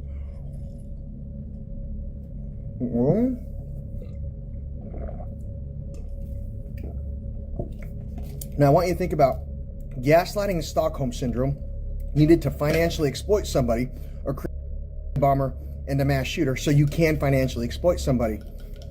Where was Matt at the FBI forcing me and my wife to go and work and associate with? Where was my neighbors Al and Jerry forcing me and my wife to go and work and associate with? Where was the evil military man in the red car who showed up pretending to be a representative from Sears, forcing me and my wife to associate and work with while gaslighting me, torturing me and her, and trying to get me to be a mass shooter and a bomber? Who stands to financially win if that stuff would have actually came to fruition? This fear becomes a recurring theme, that people are trying to push him to committing violence so they can silence him. He believes he's being set up. Al and Jerry, the infamous neighbors, are back at the center of conspiracy. And according to Martin, they continue to break into his home, assault him, and even manipulate people around him into turning against him. And then, just when it seems like Martin's story about Courtney Hunt can't go any deeper, he changes it entirely. He suddenly claims that he never knew her at all. That despite everything he said before about talking with her, working with her, he now believes they never spoke at all. Instead, he says it was Al and Jerry, his neighbors, and recurring villains who are behind the whole thing. People are asking me and telling me, I thought Courtney Hunt, MD, helped write your book. No, she didn't. My neighbors, Al and Jerry, murdered some men who were preventing my information from being stolen and extorted from me. Then they tried to force me to allow them to represent me by abducting my wife and then having people threaten to murder her, traffic her, and kill some children if I didn't allow them to sell my information to Courtney. But I never actually worked with her, knew her, or anything like that. My contact from her is she's the doctor for some men who traffic children. According to Martin, they were the ones feeding his information to Dr. Hunt, acting as a kind of middleman between him and Dr. Hunt, without his knowledge or consent. And this is one of the clearest signs of how fractured his reality had become at this point, where Martin completely rewrites what used to be solid, a consistent story about his relationship with Dr. Courtney Hunt. He now ties her directly to Al and Jerry, two people who had been completely unrelated to her in this narrative, until now. Another major turn in Martin's spiral comes when he begins accusing Lighthouse Christian Church, a place he once attended, of being directly involved with the larger conspiracy he believes surrounds him. He doesn't just accuse them of corruption, he also accuses them of sex trafficking, mind manipulation, something he refers to often, traumatic brain injuries inflicted on him so he could be manipulated during his recovery. I challenge you to a duel of pistols. Pew, pew. Now, after working on my neurogenesis, today a blonde-haired man came on and asked me about Lighthouse Christian Church, and I spoke about me and my wife having our house broken into, us being beaten and trafficked, and instead of being given to the police for kits to be done or taken to the hospital so proper procedures that are required by law can be fulfilled, we were taken to Brandon Solis and the leadership team at Lighthouse Christian Church. What would the leadership team at Lighthouse Christian Church have done in their past, or what would be worth them participating in the cover-up of blackmail, extortion, racketeering, homicide, and what would possess that leadership team to participate in the cover-up of a massive amount of felonies and stab what they state is their Lord and Savior in the back and do the opposite of what they preach? In his view, the church wasn't just another player, it was the source, where people provided him with foster children, where people tried to erase his memory, and where the deception allegedly began. Martin starts calling them, leaving voicemails, demanding answers, and demanding the truth.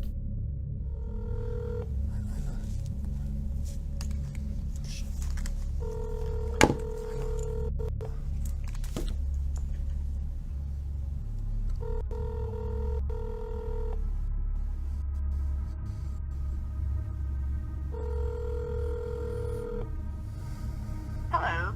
Thank you for calling Lighthouse Christian Center. Our office hours are 9 a.m. to 4:30 p.m. Monday through Friday. For directory of extensions, press 1. For our operator, press 0. For more information, please visit our website at www.lighthousehome.org. To repeat this message, press the pound sign.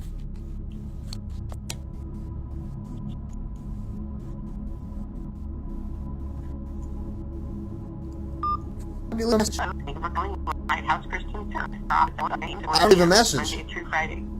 For directory of extensions, press 1. For our operator, press 0. By using the keys on your touch-tone phone, please enter the first or last name of the party you wish to reach. Press star at any time to return to the main.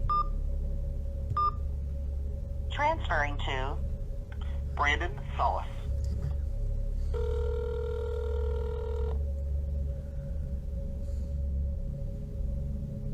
Brandon Solis is not available to take your call. Please leave a message after the tone. Press the pound key to end recording. Hello, this is Martin Cabello returning your email with a phone call. Let me see my cryptography to remember something. Brandon Solis. Brandon saw us. Brandon, I'm not interested in meeting with you guys. Every time I try to separate myself and my information from your church, you guys just have my wife beaten in so that you can give us counseling for affairs, inducing Stockholm Syndrome for gaslighting purposes. That's a felony.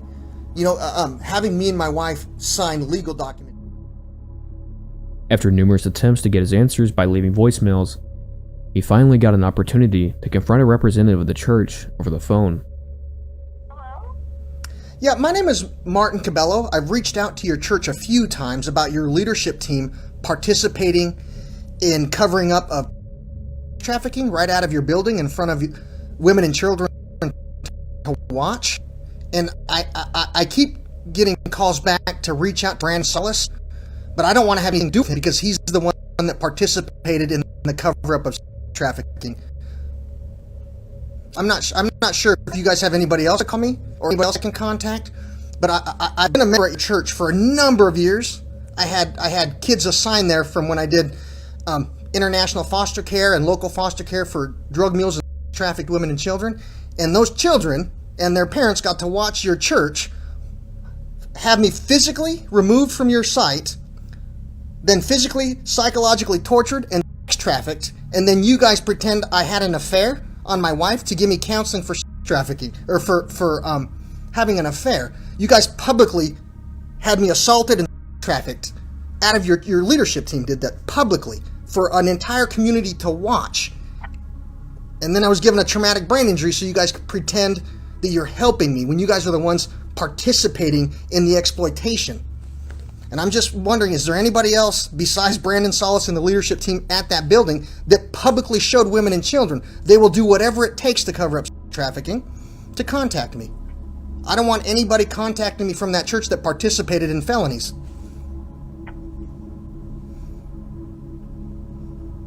This is something that you will need to talk to the people you mentioned. I don't need. Here's the thing, though. I should be.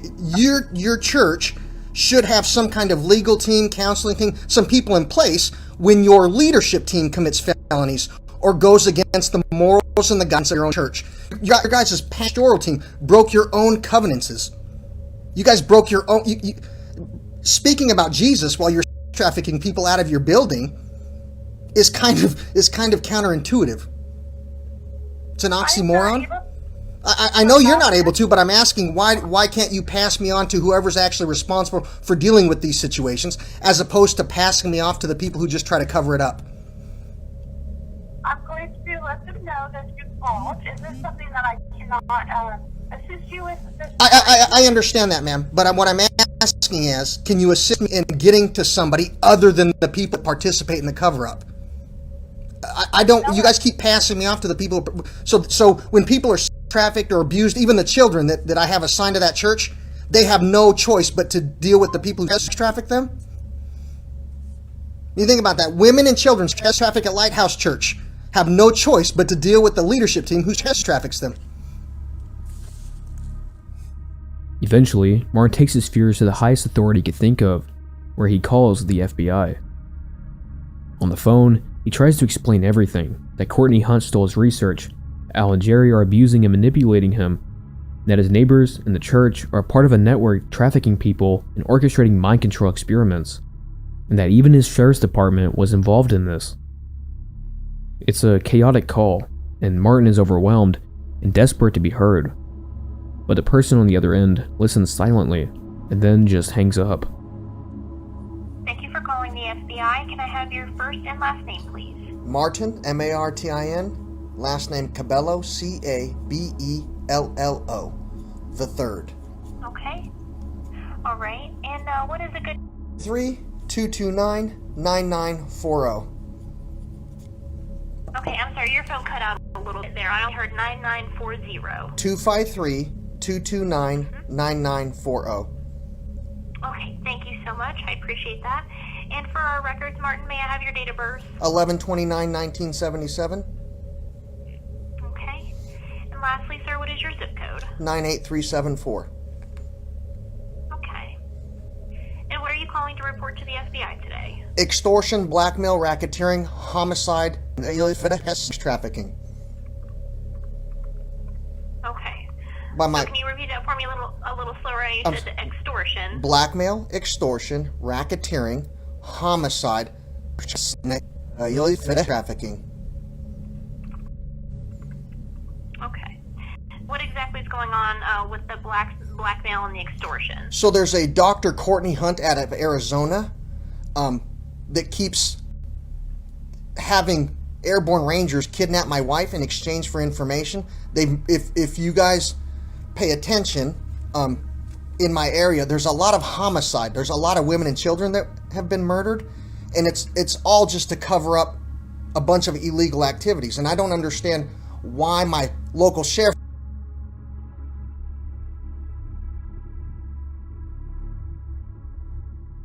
officers get murdered and then pretend that they were killed doing something else. For a long time, this doctor and some military men have been extorting money from me and information, blackmail. They gave me and my wife a traumatic brain injury and took a baby from us illegally, right? Having us sign legal documentation to take information and children from us when we were both given a traumatic brain injury per the FBI records, right? If you go into my file, you guys see. Hold on. Yes, sir. Okay, hold on, sir. So you said this Dr. Courtney Hunt has airborne rangers kidnap your wife. Can you explain a little more to me about that? So, they just take my wife, repeatedly beating her unless I agree to represent Courtney Hunt, give her my information, agree to promote her products, pretend that, I don't know how to explain it. I have information that most people don't have. And she just keeps literally having people take my wife, you know, and have her tortured until I'm willing to give them the information or the money they want. Okay, and have you notified, I know you mentioned your local police earlier, but have you notified the local police that your wife is being repeatedly raped? Now the police are aware of this, and I don't know what to do because my local sheriff's department has not arrested any of the men or done anything to the people that they've witnessed with their own eyes do this stuff. I don't know what's going on, other than I keep asking, you know, and I got kids asking now, why can't Why can't the police arrest the bad guys that we saw them see? And the only thing I can say is, what did the police do in my community where bad guys can blackmail them to not get arrested? Right, my sheriff's department in real life. Okay, hold on. In real life, hold on. When you say the children ask you, who are you referring to? So I've done international and local foster care and training of helping women and children for 20 years. I had a Washington State background check, a background check through Catholic Community Services and the Department of Homeland Security to take care of women and children, to show them things. And all they get to see is my local sheriff's department turn a blind eye to a Dr. Courtney Hunt and some military men who are literally having people murdered in our community to cover up trafficking and extortion. Your FBI department, ma'am. Hold on, sir. Well, please let me finish. I have autism. Please let me finish. Your FBI department has been to my house and documented the homicide of several soldiers, several children, several women. And the people that are responsible for starting these situations, you guys never arrest. You guys never do anything to. Okay. Well, sir, what I can do is get this recorded here, but what you're saying is not making any sense. You're kind of all over the place. I have autism. I'm sorry, I have autism. I have autism. I'm telling you. It makes. Asking you questions, Okay, go ahead. Ask your question. I'll answer it. Okay. So you're telling me that the FBI has been to your house to document, you said, multiple homicides of several soldiers, women, and children, but they have not made any arrests or done anything? No. Okay. Well, sir, have you reported this information? I mean, obviously, since the FBI has contacted you or been to your residence, have you reported these multiple homicides and everything to the FBI previously? Well, here's the thing. Originally, when I reported them, the sheriff's department said they were going to hold my wife accountable if I didn't agree to work with this Dr. Courtney Hunt. Okay, and why would they do that? I have no idea. All they keep telling me is that there's a lot of money to be made and I need to fall in line. Okay. Sir, I'm going to get this recorded here, but what you're telling me is not making any sense, okay? Have a good day. Ma'am, see what I'm saying? They don't do their job. It doesn't make any sense, right? It doesn't make any sense. My sheriff's department and my neighborhood covering up the homicide of witnesses so bad people can get away. It makes sense to the children that we're watching. It makes sense to the children in my house that the Pierce County Sheriff's watch have sex with traffic victims, right? My sheriff's department watching live action and not arresting the men on a live feed. I'm going to post this and I'll be back. Not long after, Martin films what I believe to be a police officer trespassing on his property without a warrant. So you won't relieve my property? You're refusing. You're trespassing. Leave my property, sir. Do you have a warrant? Do you have a warrant to be on my property? Do you have a warrant, sir? Do you have a... So you're lying about having a warrant and trespassing. Thank you for... Well, then you can't be here. So then you're lying about having permission to be on my property. Thank you. Thank you for lying. Thank you for lying about having permission to be on my property. Then get off my property, sir. See what I'm saying? You're illegal. You see what he's saying? Trespassing. This is called gaslighting to induce Stockholm syndrome. Manipulating somebody with a traumatic brain injury illegally. He's frantic, pacing and rambling. But to Martin, it isn't just a cop. It's proof of everything that he feared was real. That they're watching, that they're coming. No one is safe, not even in his own home. This is where Martin begins recording videos directly outside his neighbors' homes, each one in a different accusation or disturbing story attached. This is my neighbor, Ken Charbonneau. I'll tell you what I do know about Ken Charbonneau. His wife, I watched one time beat him up in the yard right here because he came into my house to watch a woman be and laughed. He thought it was funny to watch a woman be he thought it was gratifying to watch it play out, and his wife beat the shit out of him in the yard there. But you think about him doing that shit, the men that got him to participate and the men that watched him participate now know they have access to all of the children he was ever a coach for. because he can't say shit. He participates. How big is this sex trafficking ring gonna get? How much cover-up? This is the entrance to Westmore Homeowners Association. An African-American man lives here. He watched me get hit in the back of the head and my wife abducted right over here by a young girl's Penny's house. I watched him document the license plate. Now, I always wondered, did he actually turn that information in, protecting the rest of our community's women and children? In one, he claims a man named Brandon sold his own daughter to escape charges. This is one of my other neighbors, Brandon. He owns Sabre Construction. He was paid a lot of blackmail or money for extortion to cover up and pay by my neighbors Jerry, Helly Hansen, and a lot of people. But in real life, his daughter was in exchange for him being not turned in for somebody else. He offered his children up in exchange for silence and money. In another, he accuses Jerry of murdering his friend, Jason Churchwell, with a dump truck. It says the local sheriff's department helped frame Jerry's wife to cover it up. Standing in front of my neighbor Jerry's house, the fake veteran with no flag. You think about all the traumatic brain injuries he gave me. In real life, he killed my friend Jason Churchwell, and then him and the Pierce County Sheriffs framed his wife for it so she'd help cover that shit up, and is the reason he tried to get me to kill her, and other soldiers came to kill her and died trying. He tried to have his own wife murdered after he framed her for a fucking murder he did with the help of the Pierce County Sheriffs. And then things start to escalate. Someone in the neighborhood puts up a flyer warning others that there's a predator nearby, with a picture of Martin. I don't know if you can see this sign. It's a picture of me. It says, "Caution, there's a predator." Whoever put it there, can you make sure you put it at the rest of the bus stops that surround my community?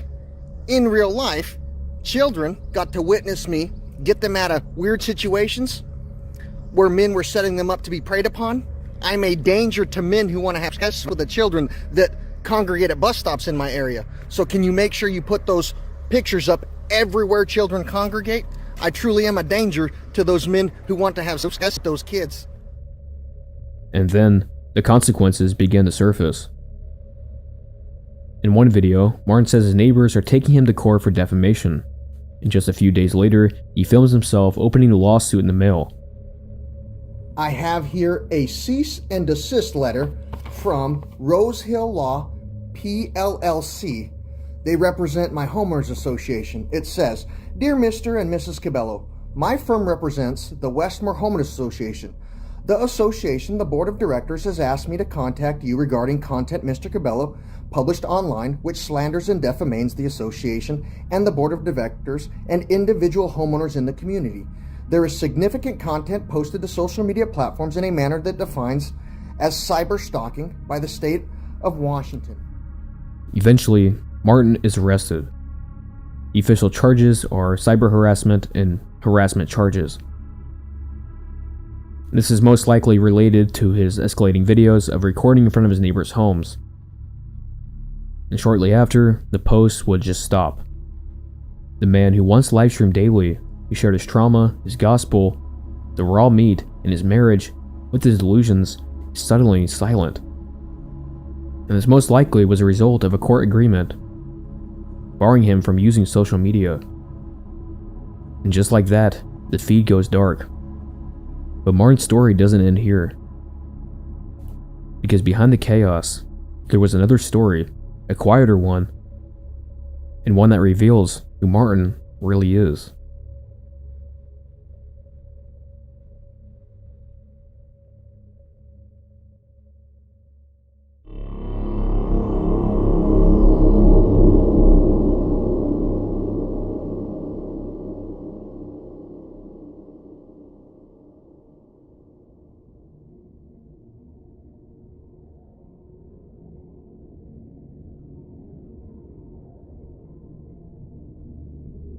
Martin's timeline may be over. The live streams may have stopped. The gospel, the delusions, the chaos, it's all gone quiet. But the truth is, there's another narrative running in parallel all along, and one that rarely gets mentioned. One that might actually explain everything. Because behind the wild claims and a shattered timeline was a man trying to hold on to something very simple, his memory. Throughout his content, buried beneath cryptic language and bizarre theories, Martin consistently talks about forgetting. Not just events, but who he is. And slowly over time, he starts building a system to piece himself back together. He sprays scents in the corners of his home so he can associate memories with smells. He repeats certain mantras. He talks about putting a ring on his finger just to remind himself that she's real and that she is his. Even the raw meat, the body of light, and the posting, it all becomes part of a routine, a digital breadcrumb trail, left behind in case one day his brain resets again. This wasn't about fame. It wasn't about being understood. It was about preserving identity. Martin is sick, and he knows it. Even if he never says it in those exact words, it's clear from his post. The confusion, the paranoia, and the spirals, they don't come from nowhere. He stops sleeping. He claims that he's haunted by night terrors. Visions of his real-life brother Josh orchestrating scenarios in his dreams. Just woke up from a nightmare. I have a nightmare that I killed my brother Augustine in my house, which my wife assures me he's still alive because she's in contact with him. But I have a nightmare that my brother Josh told my brother Augustine in front of me that I had discovered who had been marrying my wife and was going to turn him in, and he was going to jail for life, which caused my brother Augustine to freak out, try to fight me, which caused me to have to take his life. Basically, my brother Josh setting up a situation so that my brother Augustine could be killed so he couldn't testify about how he participated with my mother to get children stolen and sold on the black market. Basically, my brother Josh having people killed to cover up the theft of some children, but it's a nightmare I need to talk to my counselor about. To Martin, these aren't just nightmares. They're suppressed memories and trauma trying to claw its way back up. And while it's easy to dismiss that as delusion, there's something deeply human in the way he tries to make sense of it all. Because what if he's not just remembering things wrong? What if he's remembering them out of order? What if the truth really did happen, but just not the way he thinks it did? And this is why Martin records everything. It's not a performance, it's survival for him. Each video is a data point, each post is a breadcrumb. Part of a digital map that helps him retrace who he is if his memory resets again. When I was at Target the other day, a lady asked me about a recommendation for her dry hands. O'Keeffe's works really, really well. Now, in these repeated sequences that people keep telling me aren't happening, I blocked my brother Josh from contacting me each time. I blocked him again this time. I'd appreciate it if you didn't unblock him if I am reset again. I can't have him in my life. He'll sell his soul and his family's soul to the devil for $1. I cannot have that in my life. And when you view it that way, it makes understanding Ernie, a prop that he uses quite often, a lot more simpler to understand. Because Ernie is the backup drive, the last copy, and the last version of Martin who doesn't forget.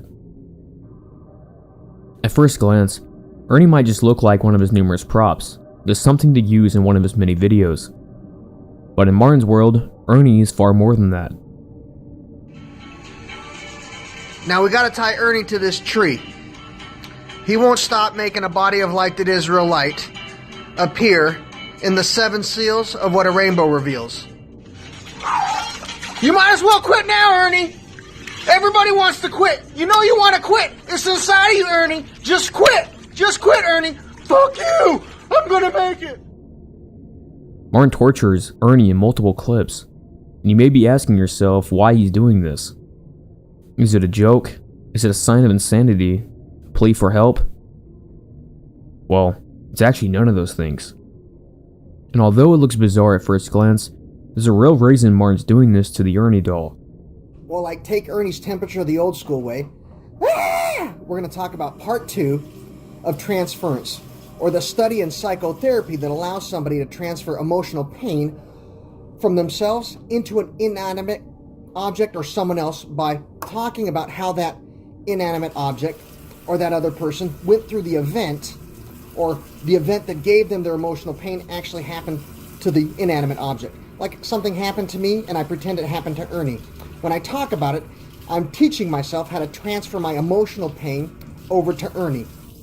When I learn how to transfer my emotional pain over to Ernie, it lays the foundation for me to be able to transfer my physical pain over to Ernie. When I do that, it puts my psychology in a relaxed state for my biology to heal itself, mind over matter. When I combine that with ketosis, we start discovering what is called placebo in Western medicine. In Martin's mind, Ernie isn't just a puppet, he's a vessel, a stand-in for Martin's own suffering. He's explained by reenacting traumatic events on Ernie, by torturing him, he's transferring both mental and physical pain out of his own body and into Ernie. To Martin, this isn't just symbolic, it's therapeutic, a form of release. He even admits it's a type of placebo, framing it as a kind of mind-body healing ritual that works alongside the process of his ketosis. Like, by believing in the process strongly enough, the pain actually goes away. And according to Martin, this is how he healed himself from traumatic brain injuries in the past. In that belief system, hurting Ernie is how Martin saves himself. And what's strange is, throughout his posts, you could see it almost working. Over time, his speech sharpens, his awareness grows, and he starts remembering a lot more. As if piece by piece, the act of recording, of believing, and performing these rituals is genuinely helping him put himself back together. Because no matter how strange Martin's worldview became, his core values never changed. Protect the innocent, stand up for those who can't defend themselves. He always saw himself as a protector, a hero, and in his mind, healing himself was the only way he can continue to protect the people he loved, his wife, his family, and the children he believed were in danger. And Ernie was how he could still be that hero, even when everything else was falling apart. There's a tragic beauty in that, because underneath the delusion, Martin is genuine. He really believes what he's saying. He's not performing and he's not pretending. Martin is incredibly intelligent. He speaks in metaphors and strange patterns, often weaving together religion, physics, trauma, and conspiracy theories into dense symbolic language. But beneath the confusion, there's structure. Almost everything he talks about is geographically accurate. Many of the people he names are real, and he's remarkably well-spoken. He doesn't sound unhinged, he sounds super confident, articulate, like someone who genuinely understands the complex topics he's discussing. Which is why, for some people, it's not hard to believe him. Because when someone talks like that, when they really make you feel like they see something you don't, you start to wonder if they really do. Because that's what makes his delusions so hard to dismiss. Because when so many of the pieces are real, when figures like Josh Powell or Dr. Courtney Hunt actually exist, how do you tell what's memory and what's delusion? Take the book, for example. Courtney Hunt's involvement with it seemed like it actually happened. People online have shared early editions where Martin was credited, where his name was printed alongside hers. And if that's true, then why would a respected medical professional publicly associate herself with someone like Martin at all? And that's the haunting part, because even if one of his claims has weight, even if one is grounded in truth, then everything else suddenly feels a lot less impossible. But the hardest part about telling Martin's story is that no matter how much you try to understand him, you're never really sure what's real. And just when you think you started putting the pieces together, something else surfaces, something that shifts the ground beneath your feet. Because while I was making this video, I found something. A post, quietly buried in an old subreddit, written by someone who claims to be Martin's nephew. And at first, I didn't want to believe it. The claims were serious, the tone was angry, and the details, if true, would unravel large parts of the story Martin had spent years constructing.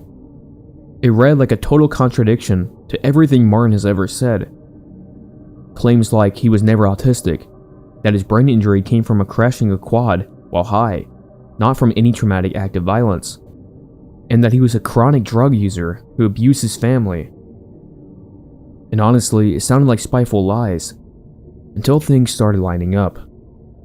Because then something strange happened. A mysterious Instagram account appeared, supposedly run by a former neighbor, and he began posting everything: court records, photos, screenshots, and even a video of Martin's wife calling him insane.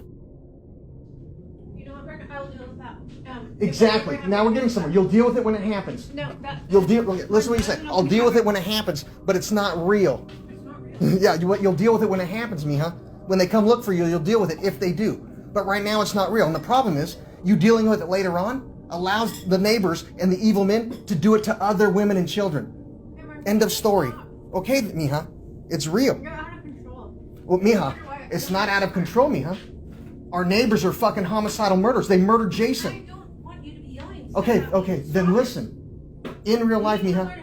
Okay. In real life, our neighbors murdered people. Susan Powell's family murdered people. I don't care. To cover up. I don't care, Mija. Because our kids got kidnapped. It's a felony. I don't want to talk about that. Okay, well then don't. Now we'll get somewhere. Then don't bring it up to me about me getting better. Okay, I articulate things better, Mija. It's not my fault if the Pierce County Sheriffs are in on a fucking thing. They're off. The FBI and the neighbors help cover it up because they children too, Mija. It's not my problem. My problem is. You said it was your problem. Okay. Well then leave it alone. Leave it alone, Mija, because it's real. I love you. It's real. What's real is you've freaking lost your mind. And buried within those documents was something I didn't expect.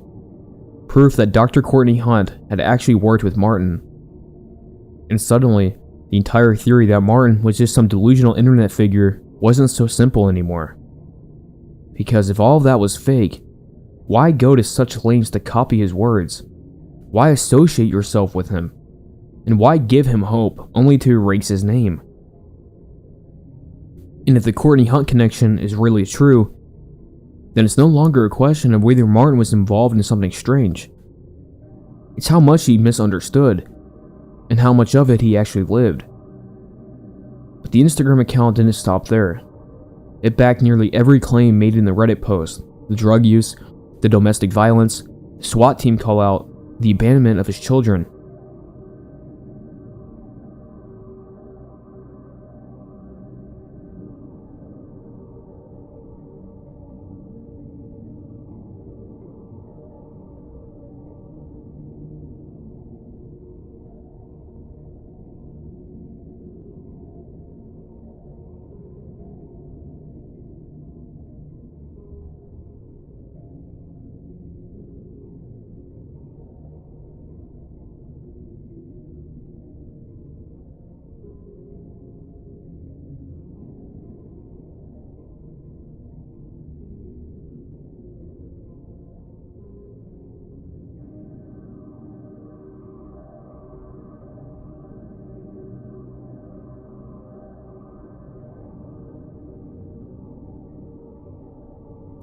And if that wasn't already devastating, there's more.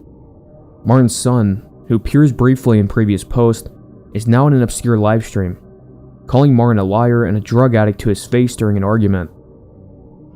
Mijo, all you do is sit here apparently and lie when I just clearly got back from a run. I open my window every day I get home. And all you're doing apparently, I come in through the front door and you're apparently going on about how you're emotionally charged, you're upset, you're miserable, all you care about stay is safe, guys. You know what I'm saying? Stay safe, Martin. Listen to this crazy shit. Safe. Came home from a walk, and my fucking crazy son trying to instigate some shit. No, I'm not instigating anything. This is how he does the violence, though, so he can attack me, and then my wife can be given to other people, and then sheriff's got to fucking kill people to get her back. This is what he fucking does.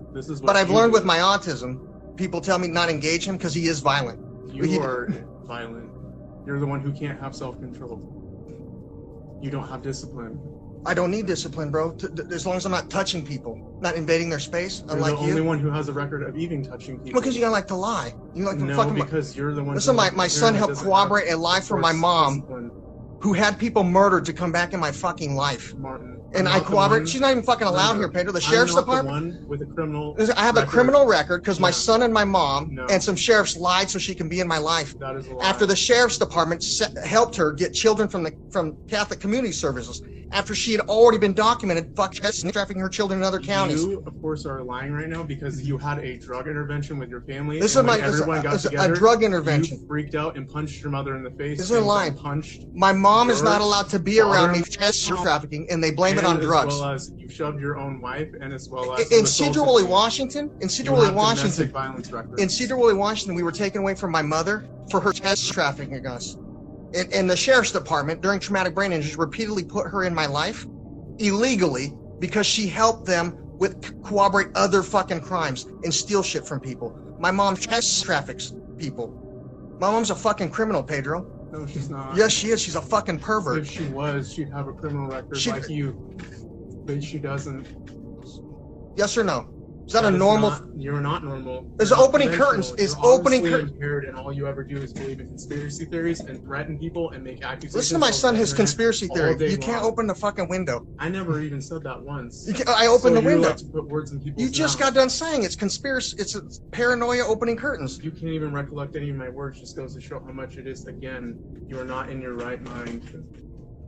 During the confrontation, he even brings up the drug intervention, the same one described in the Reddit post, and accuses Martin of assaulting his own mother. It's a chilling moment that, intentionally or not, gives disturbing weight to the claims that were once easy to dismiss as online hearsay. It's hard to watch, but it's also very clarifying. The livestream starts to confirm and align with the claims in the Reddit and Instagram post. And with this new narrative, you start to realize how dark some of Martin's most bizarre clips become in hindsight. Somebody asked me about my tattoos, my sugar skulls, things like this, my son's name, my wife's name, heart on my sleeve, things like that. I got them when I was working for Catholic Community Services. I got injured and I was told I needed to get tattoos in preparation to go to jail. My mother had been arrested and spent time in jail for faking assaults and refusing to be removed from people's locations. My brothers, my mom, or her brothers, my dad's, she actually spent time in jail for it.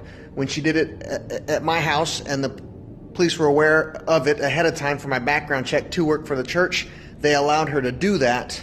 And I had to have tattoos ahead of time so I could go to jail. I have autism, miscommunication problems, and I was injured, so I didn't understand I was being framed and set up.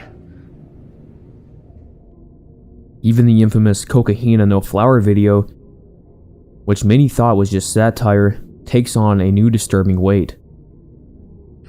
Cocaina No Flower. Somebody just asked me why I hate the military. And that's what makes this entire narrative so difficult. Because it feels true. Too many things line up. Too many pieces that were once rumors suddenly have receipts. But still, it isn't airtight. The Instagram account is anonymous, the Reddit user remains unverified, and for every confirmed document or clip, there are still holes in it that haven't been filled. So no, I'm not fully convinced. I don't know if this is the full truth, but I do know that this narrative has some type of backing to it. Because even if a fraction of this is true, then this wasn't just a man haunted by conspiracy. It was a man running from something, maybe himself.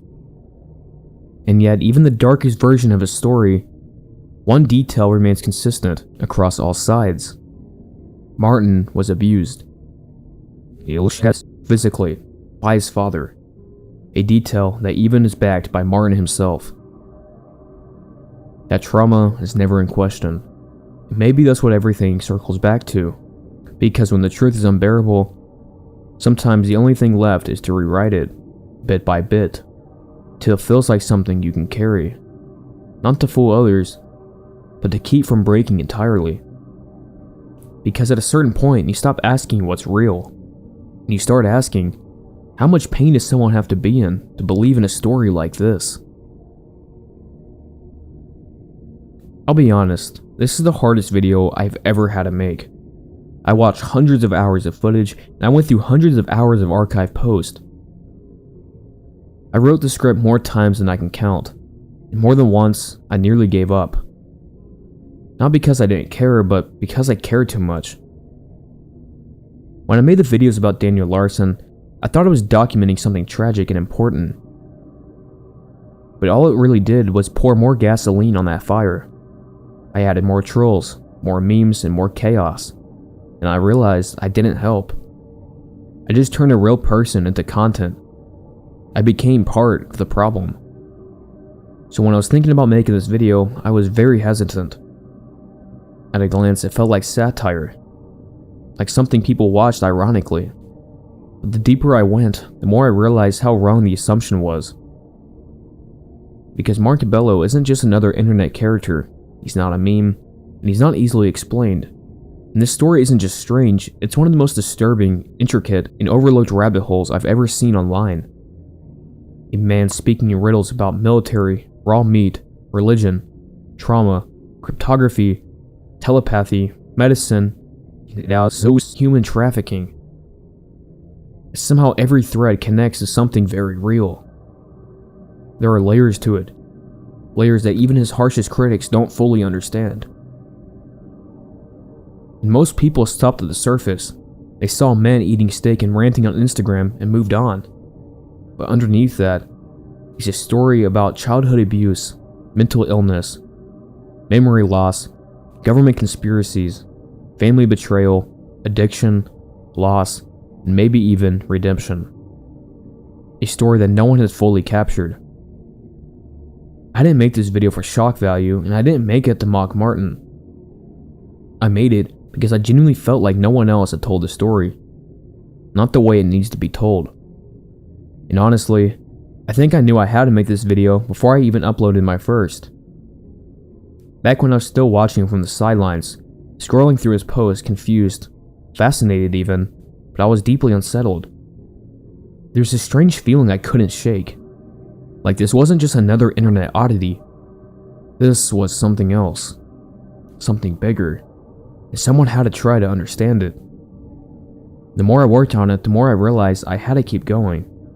Because in the end, I don't think Martin was chasing fame or even trying to scare people. I think he just wanted to be heard. For someone, anyone, to finally listen long enough to put the pieces together. Mark Cabello's story is tragic, not because it's fake, but because he believes it's all real. The conspiracies, the abductions, the cryptic codes, and shadowy forces. To him, none of it's a game, none of it's a performance, it's memory, it's truth, out of order. And what began as eccentric videos about religion and raw meat spiraled into something much darker. A collapsing mind documenting its own unraveling in real time. He stopped sleeping. He recorded everything. He built Ernie as a digital backup of his soul, in case the memories slipped away again. And they did. Again and again. The dreams turned into nightmares. Paranoia became prophecy. And when his own son confronted him, accusing him of lies, abuse, and tarnishing his already controversial reputation, he simply kept filming. Because to him, the story had to be told, even if not a single soul believed it.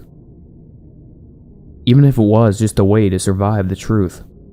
The truth that he was hurt, that he forgot, that he couldn't trust his own mind anymore. And when the alleged reality surfaced, drug use, arrest, abuse, it didn't dismantle the myth, it only made it more human. Because what if the delusions wasn't just madness? What if they were a shield? A new reality to stand on when the old one crumbled beneath him. Martin didn't want to go viral. He didn't want to be remembered. And maybe, in the end, that's what this whole thing was. A man trying to make sense of his shattered reality, trying to stitch together pain, belief, and identity before it all slipped through his fingers again. Each post became a breadcrumb, each video a cry into the void. And maybe, in the end, that's all this ever was. A man trying to remember who he was before the story rewrote him, trying to become a hero in a world that wouldn't stop breaking him. Trying to be believed by someone, because if he didn't document it, maybe no one ever would.